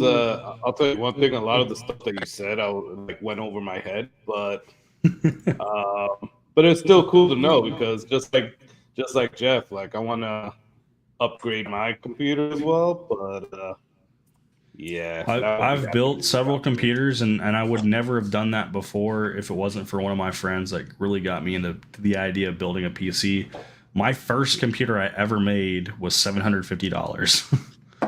And my next computer that we went up to, I actually bought a pre-built one. I didn't build it myself, but it was at a custom computer store, so it was the same quality. I paid $1,500, and then the computer. This is my third computer, my third tower I'm running. Was around $3,000. So we literally just started doubling every time we would build a new one. We just doubled the budget of the last one. And you can add stuff to it. So even though it was 3,000 when I bought it and built it, I've added stuff to it. So it's probably about $4,300 for it. It's pretty wild. So why are we not playing the finals competitively right now? I mean, I asked you if you wanted to play the finals. Like I made that as a comment. I'm like, I'll play the finals. I know you said you had a couple guys that they weren't really tuned in on it, but I like playing heavy. I like running in there with my little wheel gun, my little roulette gun, because you got that roulette skin and just pouncing on people and shooting RPGs at people. It's a fun game. All right, Carlo, Yo, are you in? You down to play? on what? The finals. I don't think Carlos plays video games. Hey, We'll have listen, to do a stream though, not just on Twitch, but I can broadcast it on YouTube as well, so they can see what the finals is about. Because it's No. not crazy for me to do a live stream through OBS software and broadcast like the game as like the primary focus and me in the background, and I have no problem drinking while we play games. Oh, me too. No, and Carlos, the fact that you don't play is good because most of the tournaments, when you go to scrims, are called round robin tournaments. So we literally our least experienced player to play with them, and it's a kill race. So you can destroy them. We're okay. Takes a lot of time though. Mike Brock said he's finally going to pop his James E. Pepper. He's the one who actually gave me the idea of popping this today because I had a sealed bottle, and what better thing to do with a sealed bottle than open it and actually drink it like it's intended to. But he did say he did pop it, but he's going to let it breathe for a minute, which I probably should have done as well, but I just went straight into it. I thought it was good, just very heavy on the pepper. Yeah. Keith P said good night. Good Daryl boys. Dave's running an MSI 4K Asus 1080p. Oh, Lee. 1080p is definitely like the sweet spot right now. 1440p, you can put some pretty high end quality on there. When you jump up to 2K and 4K, not everything is as up to par as possible as far as frame rate goes. So hopefully 2K and 4K will jump up there because my monitor can push 4K, but it's not true 4K. It's more closer to 2K. And even then, it's at like 165 frames per second, which is definitely good enough for any competitive gaming. But the higher the frame rate, the better is how I look at it. So I think me and Carlos have decided that you're going to run a webinar on this, and we're going to learn. Good night, Yeah. Bob. Bob Santos is going to bed. Thanks, Bob. Hey, good night, Bob. I'm packed full of like tons of useless knowledge. Useless. Like I've been dying for that. It depends on what you're looking for. I know some things, but I don't know enough. But All right. So if a tree falls in the forest and nobody hears it, does it make a sound? it still makes a sound. Just because you didn't hear it doesn't mean it didn't make a sound. See? I agree. Just like, if I pop somebody in the woods, no one's around, no one heard it, but it still happened. This is also true. So, how do you guys feel? So, obviously, you. All right, now I'm hearing an echo. Yep.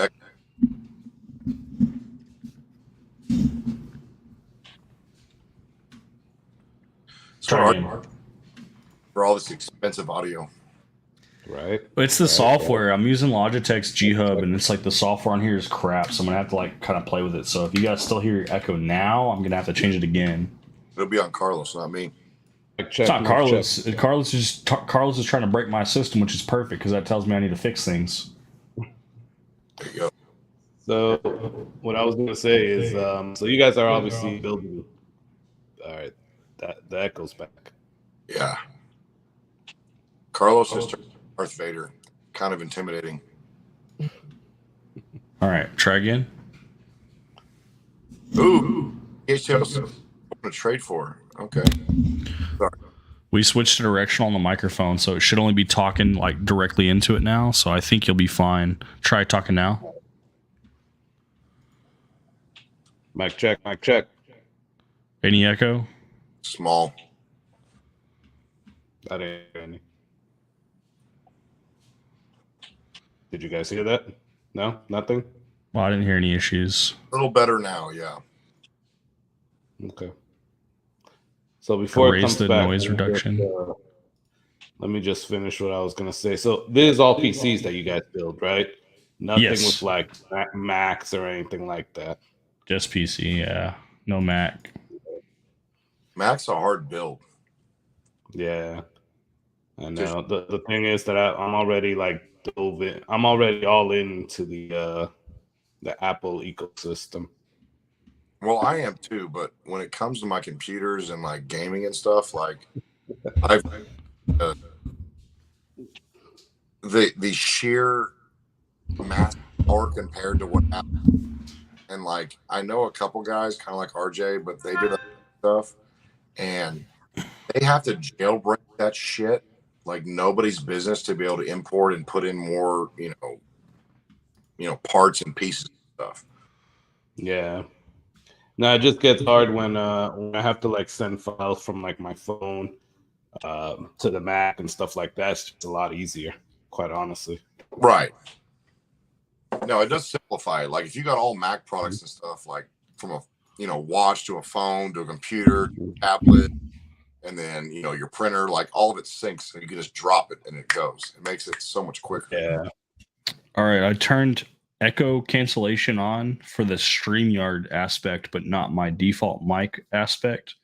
We're still on directional. I'm going to open it up.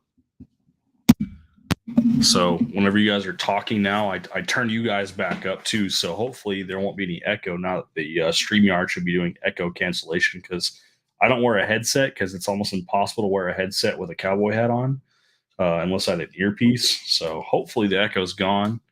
Hopefully the sound's going to start changing again. I'm excited to try to figure this out because the more we test this and try to break this, the more I'm going to learn so I can try to do better for audio. Fair. There you go. So RJ,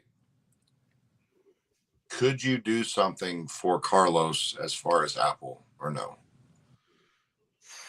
I've never even heard of someone trying to build something for Mac just because they're a very closed operating system.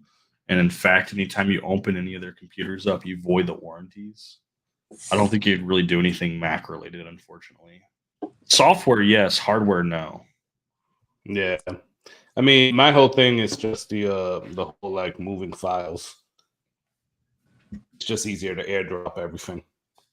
Right. Yeah. Especially like video files. Like when I'm editing videos and for some reason I shot it with my phone, it's just easier for the airdrop. AirDrop is cool, but I mean, I just have a cable. I just plug the cable in.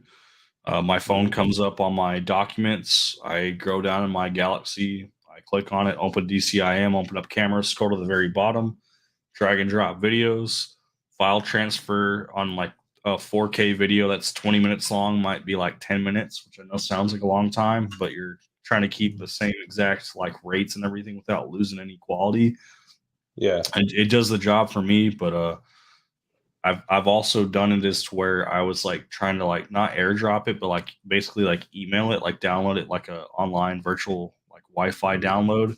That transfer file speed was super slow, so like just plugging it in has been the best for me for transferring files. But airdropping does sound very convenient. I'm just curious on how long the time it takes for it to download. I guess if you're not in a hurry, it doesn't matter. Some of the videos though I'll shoot same day and I want to upload same day, so it's like I want to make sure I save as much time as possible. Yeah, I guess I don't know. It depends how big the or how long the video is, but it's not bad. Good night, Jesus. Good Glad night, to have Jesus. you, Hey, Barrel Dave, if you're not seeing the James E. Pepper over there, I can definitely source one for you. I'm kind of surprised that he's not, because mine I think came from New Jersey, which isn't too far away from him in Georgia. Because the guy that got it for me, he drove north, picked it up, and then sent it down to me. Because he's in like I think Cummings, Georgia, is where he's at. So I know it's in Georgia. I think he's in a smaller town, so it might not be as available where he's at. I'm not sure how far he's willing to drive and what stores he hits up. See, but after your tasting notes and what you told me, it's like I'm not as excited about it anymore. Well, I mean, I can still pour you up a sample so you can try it for yourself. Just because I try something and I don't necessarily enjoy it doesn't mean it's not good whiskey. It just doesn't fit my palate. And I would like to say that people have a similar palate to me, but everyone's palate is different. There's stuff that I'm sure Carlos likes that I would be like, that's garbage, and there's vice versa for me. Um, I could pour him up Texas something that I think whiskey. is the best thing ever, and he might think it's terrible, but it's just I like trying different things, so I'm always want to try anything once. That's fair. Case in point, Texas whiskey. I know we don't see eye to eye on that, RJ. Well, I bash Texas whiskey up front, but there's definitely Texas whiskey now that I'll drink all day, every day, like that Rebecca Creek Spanish Oak. That double barrel Spanish Oak is delicious. That is good. Some of the balcones and stuff is good. I know you're a huge Garrison Brothers fan. I like Garrison Brothers. I never said I didn't like Garrison Brothers. I didn't like the price that Garrison Brothers charged for what they had. Because their single barrels and their small batches starting out at $90+ going up to 170. Yeah. Limited releases going up to 250, 300. Whew, when you start $100 for your like entry level and you go as high as 300 for your limited release on a Texas whiskey that's not even age stated past 5.5, 6 years, that's tough. Yeah. Yeah. So I'm not a fan of Garrison Brothers. I liked a lot of their stuff, but yeah, like their small batch, their single barrels. Like I thought you had liked their those- Guadalupe. Did you not like the Guadalupe? I like their Guadalupe. Okay, And I was like, their, I was pretty sure you liked the Guadalupe. That's why I was like, I'm pretty sure you like Yeah. Garrison Brothers. and the Balmorea, I like that one, and the Lady Bird as well. But Iron Root Harbinger, that's one of my favorite Texas whiskeys. Okay. Have you had a Herman Marshall yet? I have not. Okay. Mike Brock said he would buy Haven't. the James E. Pepper decanter series for $60 all day. And that was his palate that he got from some cinnamon, some kind of cooked peaches, and some great flavor. And only one way to try is to pour up some more and actually let it freaking air out instead of just going straight into it. I'll tell you what I'm more excited about. I'm more excited about your birthday, RJ, because I want to watch you try that Cowboy. Because we have a bottle of the same one, same batch, 2023 at the bar. So I tried 2022's Cowboy Bourbon, courtesy of Dave Vogelsang, and Well, I thought it was delicious, but it wasn't hazmat proof. And anytime you touch hazmat, the price just jumps. It skyrockets on secondary. So being able to go up to Apple Jackson Denton with you and pick that bottle up for below MSRP, that's why I jumped all over. I was not going to spend that kind of money at that store that day. I was going to buy a couple bottles, but I wasn't trying to spend that much money on 3 bottles. I was going to buy like 7 or 8 bottles for that price. But I'm like, hey, this is fucking crazy. This is sitting on the shelf for $224.99. And at 140.9 proof, I'm like, if it's anything like the 2022 Cowboy Bourbon, but just a little bit hotter, this is going to be some good stuff. Yeah. It's going to be some good stuff. And I know I could have already tried it by now. People would probably send me samples. I could have already obviously opened my own bottle, but I'm like, this is going to be my celebratory bottle for my birthday for this year's hazmat proof Cowboy. What day is that again? April 13th is my birthday. I don't know exactly what day I'll actually go live. I don't think I am off on my birthday. I think I actually work on my birthday, but we'll see. Are you off on the 20th? So that's the thing. My new schedule happens, like the new change happens in April. So I really don't know what I'm going to have. Are you voting? Are you bidding on a schedule? Is that what you're doing for seniority? Yes. What's your seniority looking like? Mid? So that's the problem. In my current work group, I'm a behavioral detection officer. I have crap seniority, but I can still get 4 10-hour days, which means I can get 3 days off. And I can normally get something like a Monday, Tuesday, Wednesday, or like a Wednesday, Thursday, Friday. But they said they're going to be replacing some of our guys based off seniority. Well, I'm like 4th from the bottom for my work group. So if I get kicked back to the checkpoint, I'll have really good seniority. I can basically pick whatever days off I want, but I'm probably going to be shooting for like a Monday, Tuesday, Wednesday. I really like Monday, Tuesday, Wednesday. It seems to fit me nicely. I know it sucks to be able to hang out with other people, but having 3 days off consecutively is very nice. And see, that's funny because like you say that, but it's like in the restaurant industry, like Monday, Tuesday, Wednesday, Thursday is when our days off are. Like we just don't get off on the weekends. It's Yeah. I like Monday, Tuesday, Wednesday as off days. Sundays, I don't ever want to take a Sunday off. So I don't know about you guys. I know a lot of you guys have weekends off, but for me, they pay me 25% more to do the same freaking job if I just go to work on a Sunday. Well, 25% on $30, you guys do the math. I'm going to be there on Sundays. No, exactly. And that's And I get paid more than $30 an hour. That's just to make math easy for you guys because I know some of you guys probably struggle with math. yeah.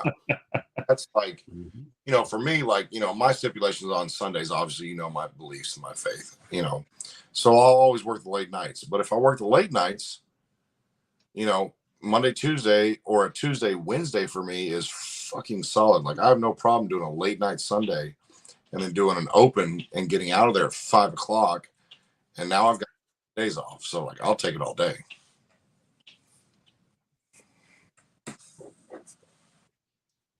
Mike Yeah, I Brock said haven't worked math is like the easy. weekend in a very long time. I'll tell y'all. I would like to have like a Saturday or Sunday off to where I could share a day off with my wife to where that would line up for better habitation with me and my Yeah. family. But she's Mhm. typically off on Saturdays and Sundays. Some Saturdays she has to work overtime. I'm off Monday, Tuesday, Wednesday, but she's working opposite schedules. So she goes in work like 3 o'clock in the morning. And I go to work. Well, she didn't start at 3. She leaves the house somewhere around 3:30, 4 o'clock, something like that. But I don't start work till 12:15 in the afternoon, but I don't get off till 10:45 at night. You guys, if you're in the Discord, speaking of Discord, down in the description, you guys can join if you're not a part of that. I stream in the Discord my commute home. So from 10:45 when I get home or when I leave work, as soon as I get to my truck, I turn my Discord on and I show the camera and I show the drive home. I don't get home till 11:30 at night. And I know that sounds like super weird, like 11:30 at night, but when I get home, I try to at least clean up really fast. I shower fast, like military showers, less than 2 minute shower. I'm on computer within 5 to 7 minutes after I actually get home, and I hop in chat with you guys. I shoot the shit with you guys before I have to go to bed, and then some of you guys pull all nighters because apparently the other night you guys were in Discord till 5 a.m. Not me.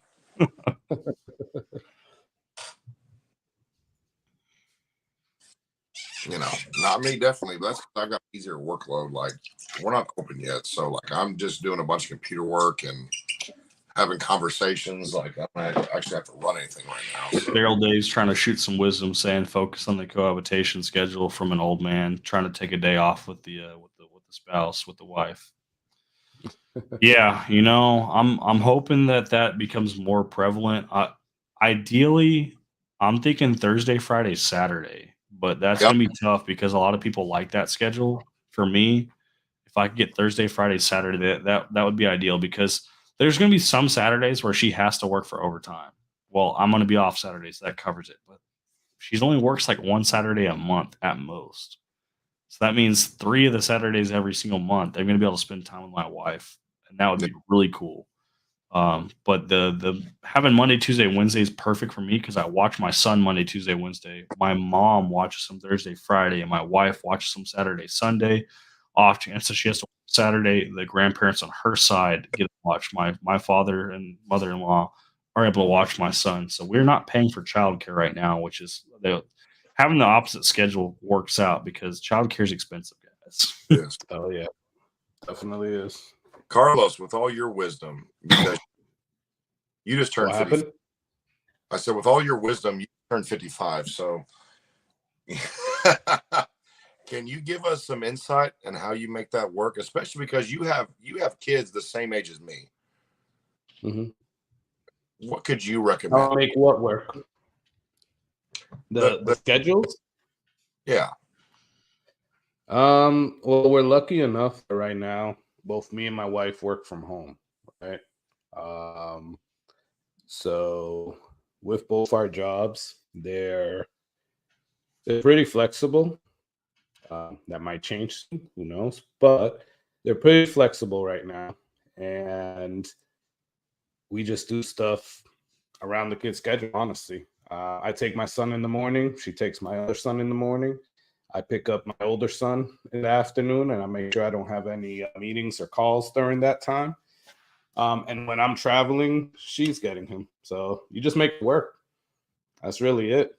But again, it definitely does help that we both work from home. So That's awesome. You guys both work from home. I've had two different options that I've considered, and Jeff's taking one of those options right now. Actually, that's to double my income so I can afford to let my wife stay home and watch and raise the kids.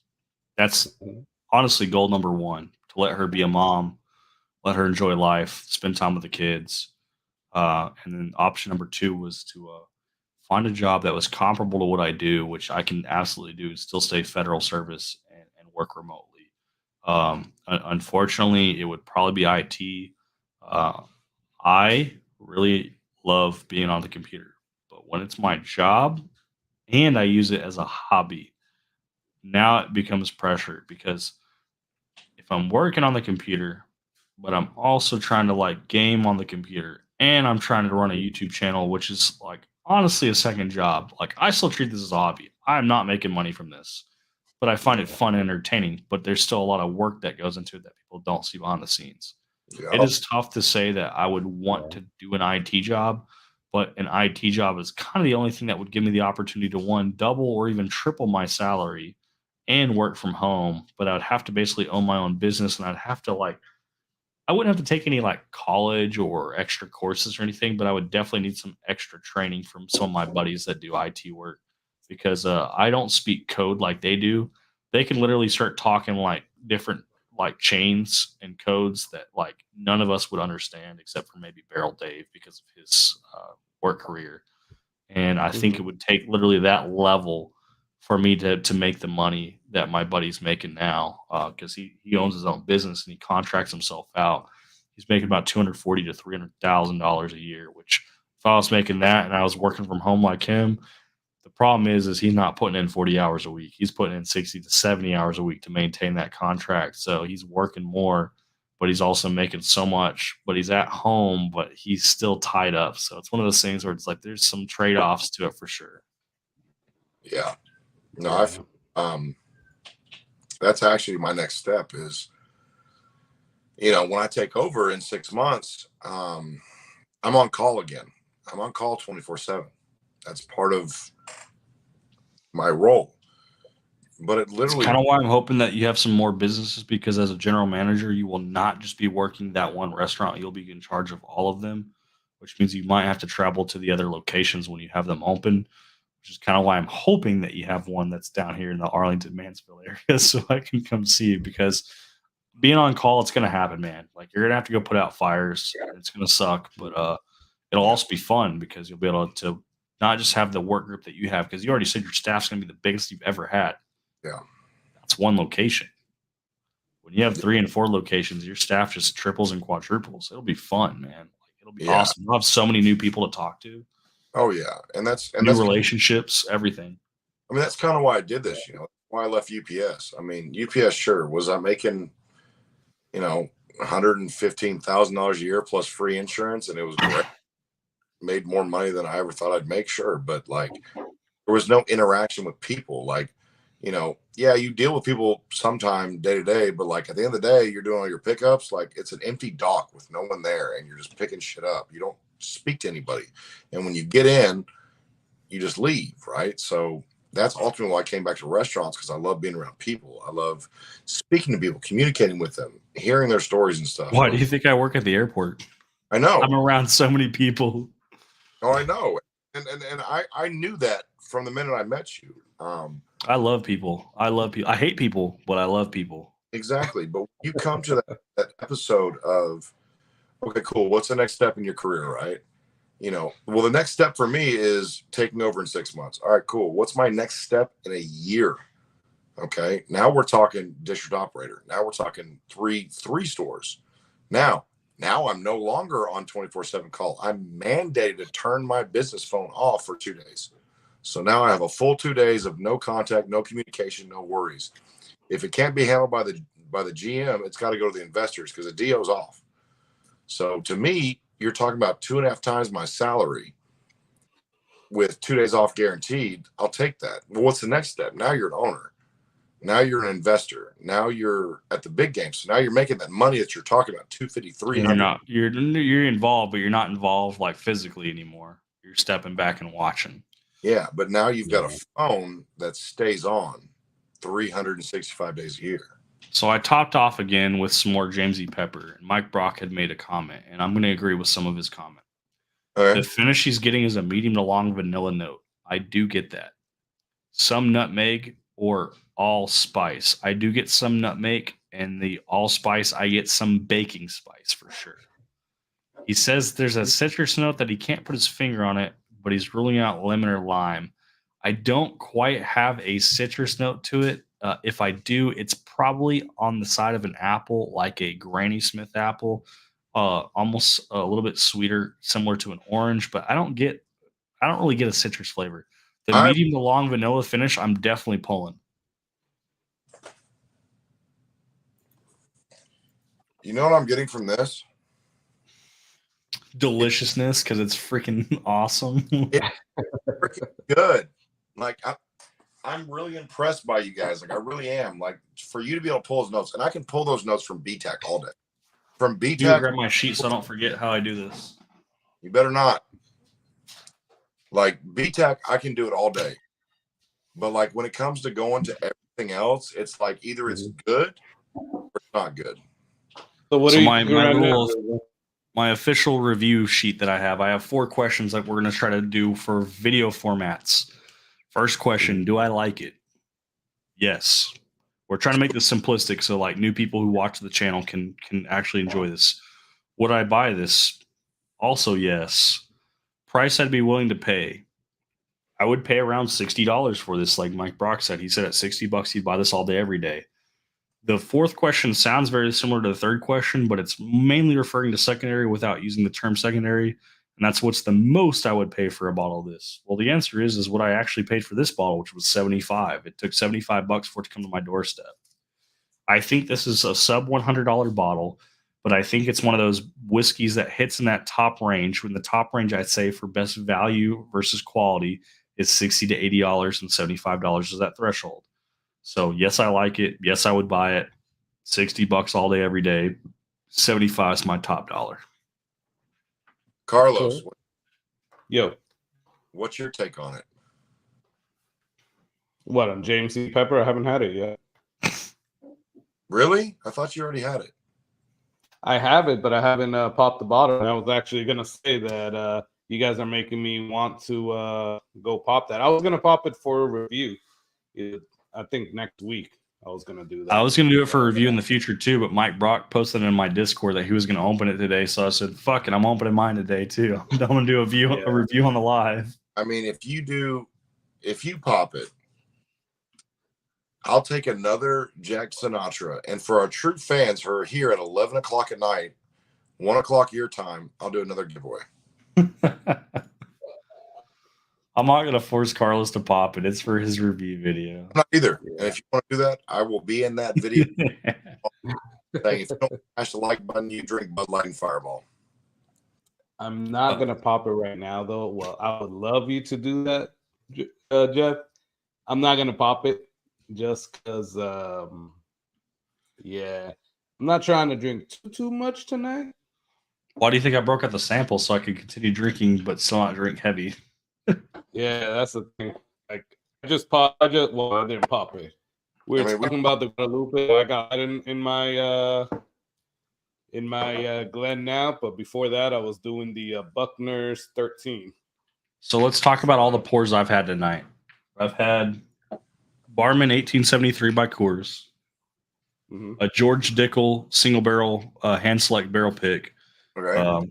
Kentucky Owl Confiscated, James E. Pepper, Larceny Barrel Proof, and then I have 4 samples here. I've had Penelope Valencia, RD1 French Oak, Laws Experimental Barrel, and Chattanooga Single Barrel. So we have had a ton of pours tonight. Yeah, we're still going. No. But you're having samples. You're pouring 1/4 ounce pours. That is true.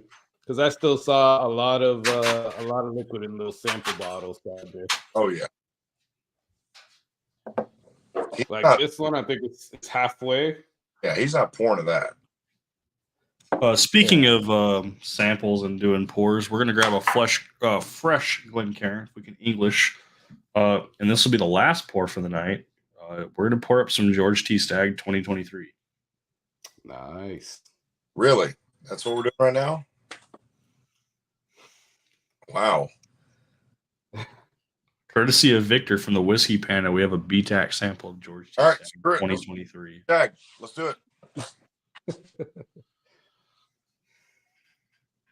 And I will watch in jealousy that you guys have that. It's just a sample, but I'm like, man, what a hell of a sample. Yeah, that is a hell of a sample. I traded how is samples it? with Victor. I sent him a Thomas H. Handy sample, and he gave me the George T. Stagg sample. So Nice. How's Vic, man?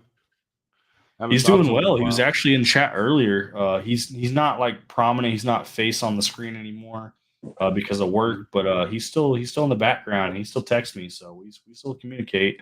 He's pretty upset about the whole ordeal, but he's gonna wait for the cool off because the disciplinary action they took against him was nothing. But the problem is that he has probationary period again, so he has to stay under the radar at least till he's off probation, and then he can kind of come forward a little bit more. He won't be able to do a YouTube channel, so to speak, until they resolve that. I think his union's trying to help take care of that. But I don't know if he'll ever come back to YouTube because of the risk of his job. But Vic's a good I guy. don't know what He's still there. I don't know what happened, but I'm getting bits and pieces from what you're saying. So Wait. that sucks. Are you telling me a job didn't like you because of your beliefs and morals? That's crazy. We should talk about that. Pretty much. Whenever we end the live stream, because I do want to keep it relatively private. I don't want people on the rewatch to watch it. When we go off, I'll talk about it because we're going to cut it after this George T. Stagg sample anyways. But Yeah, he gave me all right. permission to share it. He just doesn't want it to be out there for everybody. Yeah, I get it, man. And I respect that. But this is Texas. And we have this really funny thing called the Second Amendment. And I'll leave it at that because it's not my channel. He exercises the Second Amendment. In fact, he was exercising it while we met up in the hotel lobby. Anytime he had to go step out to his vehicle, he looked at me and looked at his bag and said, "You know what's in there, right?" And I said, "Yes, sir." He's like, "I'll be right back." And I had his his weapon on board. So That is why we love Victor. And we'll always premiere. Matter of fact, I had a weird conversation today about that because I'm still trying to figure out my management staff. And one of them I talked to. And one of my owners mentioned that they had a, how do I say this? A 50 BMG.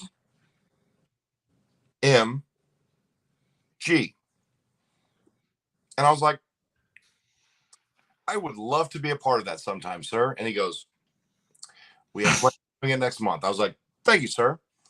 And spoke to another guy and said, what do you think about that? And he said, I don't trust anybody that has that. And I said, even a good guy? And he said, no. So now I'm on the fence of watching somebody very close to me who's under me that I'm in charge of and going, oh shit, you could cause me the same problems that I just went through.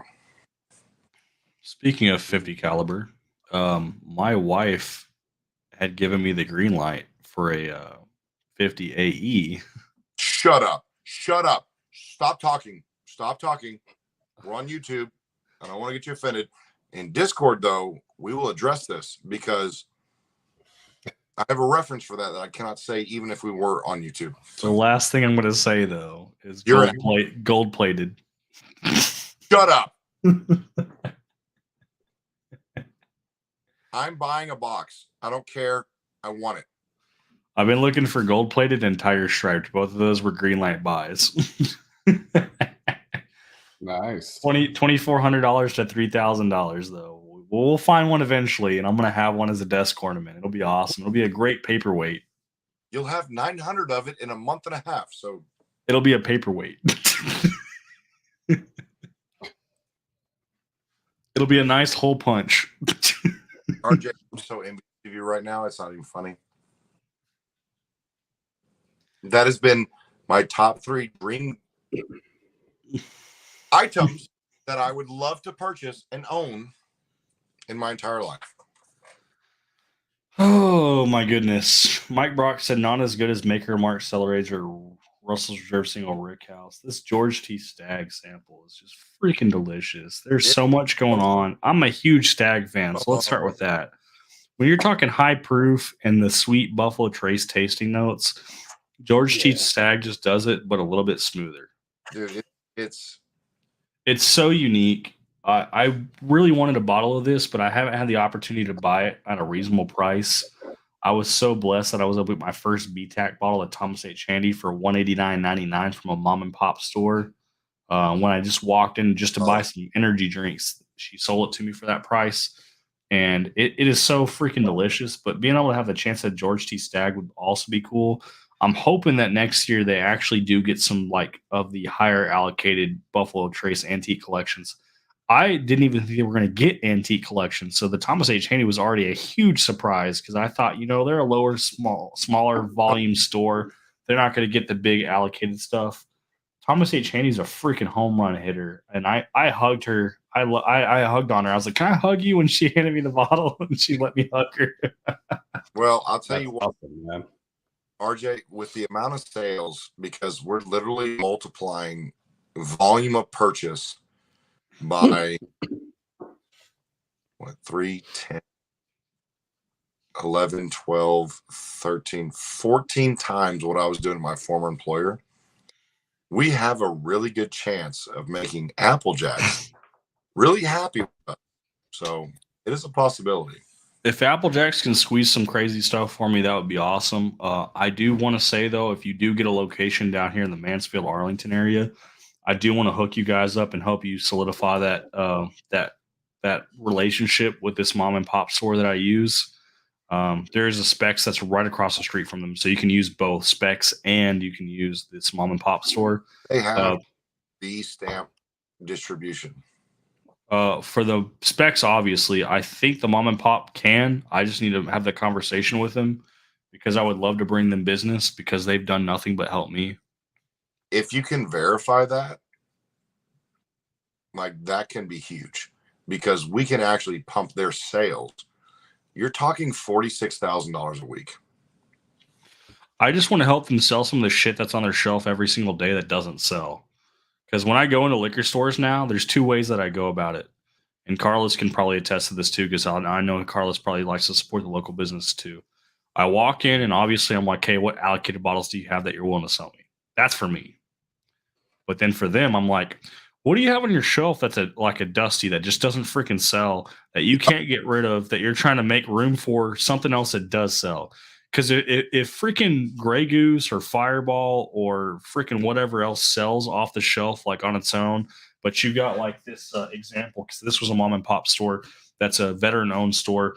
If this Barman 1873 doesn't freaking sell and it just sits on your shelf and it's the last bottle and it means me buying it for $70 fucking just so you can put something else in this place that will sell, I'm gonna buy it. How much did you pay for that bottle? I think I paid $70 for it. I'll have to double check my receipt. Wow. Hang on, I got my credit card. Let me pull up my credit card. So what is up with that bottle? Because a bunch of liquor stores that I walked into in Georgia and in Tennessee, like they were trying to push that hard. It's from Coors. Let me pull up. I'm gonna verify the price because maybe it wasn't that much.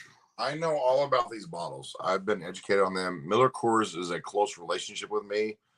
I brought them in. I did promo spins across stores with them. I'm very well educated in this shit.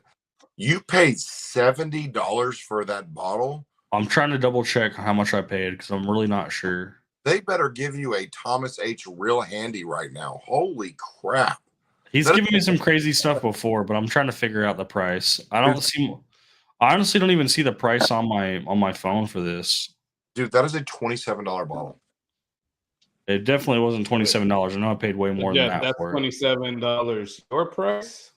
Like if you were to buy it for the restaurant, or like what you could get it at a liquor store? No, restaurant. MSRP 35. I don't see it in my credit card charges, I'll be honest. So I'll have to wait till it processes. And Five Trail, which is their up version of that, was $49.95 last time I saw it, but it started out at $38.99. I'm pretty sure this bottle was over $50 and you gave me a 10% discount on it. Damn. Yeah, here they're $40. Yeah, I'm not sure. I mean, I I think it was very heavy on the leather note. I didn't care for the leather note, but no that Oh, Barman you aged tasted it already? yeah, no, I did a fresh crack of it. I drank it. That was the first thing for the night for the live stream. So for barman, so what I recommended for people is I actually tried it when they didn't want to go to any more Irish whiskey. Okay, I recommended this as a shooter. This is a shooter whiskey. It is not a fucking drinker. It is not a sipper. It is not on an ice cube. This is a shooter. This is to do one job, the same job that Jack Daniels #7 does. It's a shooter or a Get you mix. fucked up. It is the 5 What trail. is the proof on it? It's low proof. It's Yeah. it's 92 proof. It's a straight shooter. Like you shoot it and you take a drink of water, a Coors Light, because we don't drink Bud Light, or a Pabst Blue Ribbon, or even a Lone Star. That is not a bottle you enjoy. That is for a purpose. It's like what people say makes a good mixer. No, no, because I wouldn't enjoy it in a mixer. RJ, I'm going to send you some because you are faithful to your people, and I respect you, RJ. But those people just screwed you.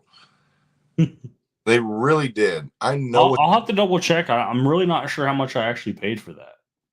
If you paid more than $35, you should have bought 2 Buffalo Traces for it at the same price and enjoyed it way more. That is ridiculous. Because I know, because dude, I've been educated on this brand and I pushed them very hard. I had promo girls who were reggaeton girls who pushed this shit. People were like, oh my God, it's so good because we got it for free. Let's buy another one. I charged $7.50 a shot for it. Less than Jameson, less than Crown. That's crazy. Yeah, that is. So everybody on stream learned a lesson. Crown Blackberry, but before anything, listen, you pay more than $35 for Barman, okay? You screwed yourself because Natterjack, Raid Shadow Legends, is not sponsoring this video, but they absolutely should. Well, I am finishing off this George T. Stagg sample, so if you guys want to say your goodbye, I'll say my goodbyes after, and we'll cut the stream. Carlos? Cheers, everyone. Have a good night. Thanks for joining RJ and Drizzo on this. RJ's a great guy, so good night, y'all. Absolutely. And Jeff is a great guy. Sorry, man. Yeah, we can forget. Anyway, guys, I love you. You take care, and I'll see you in the next one. RJ the Fed signing out.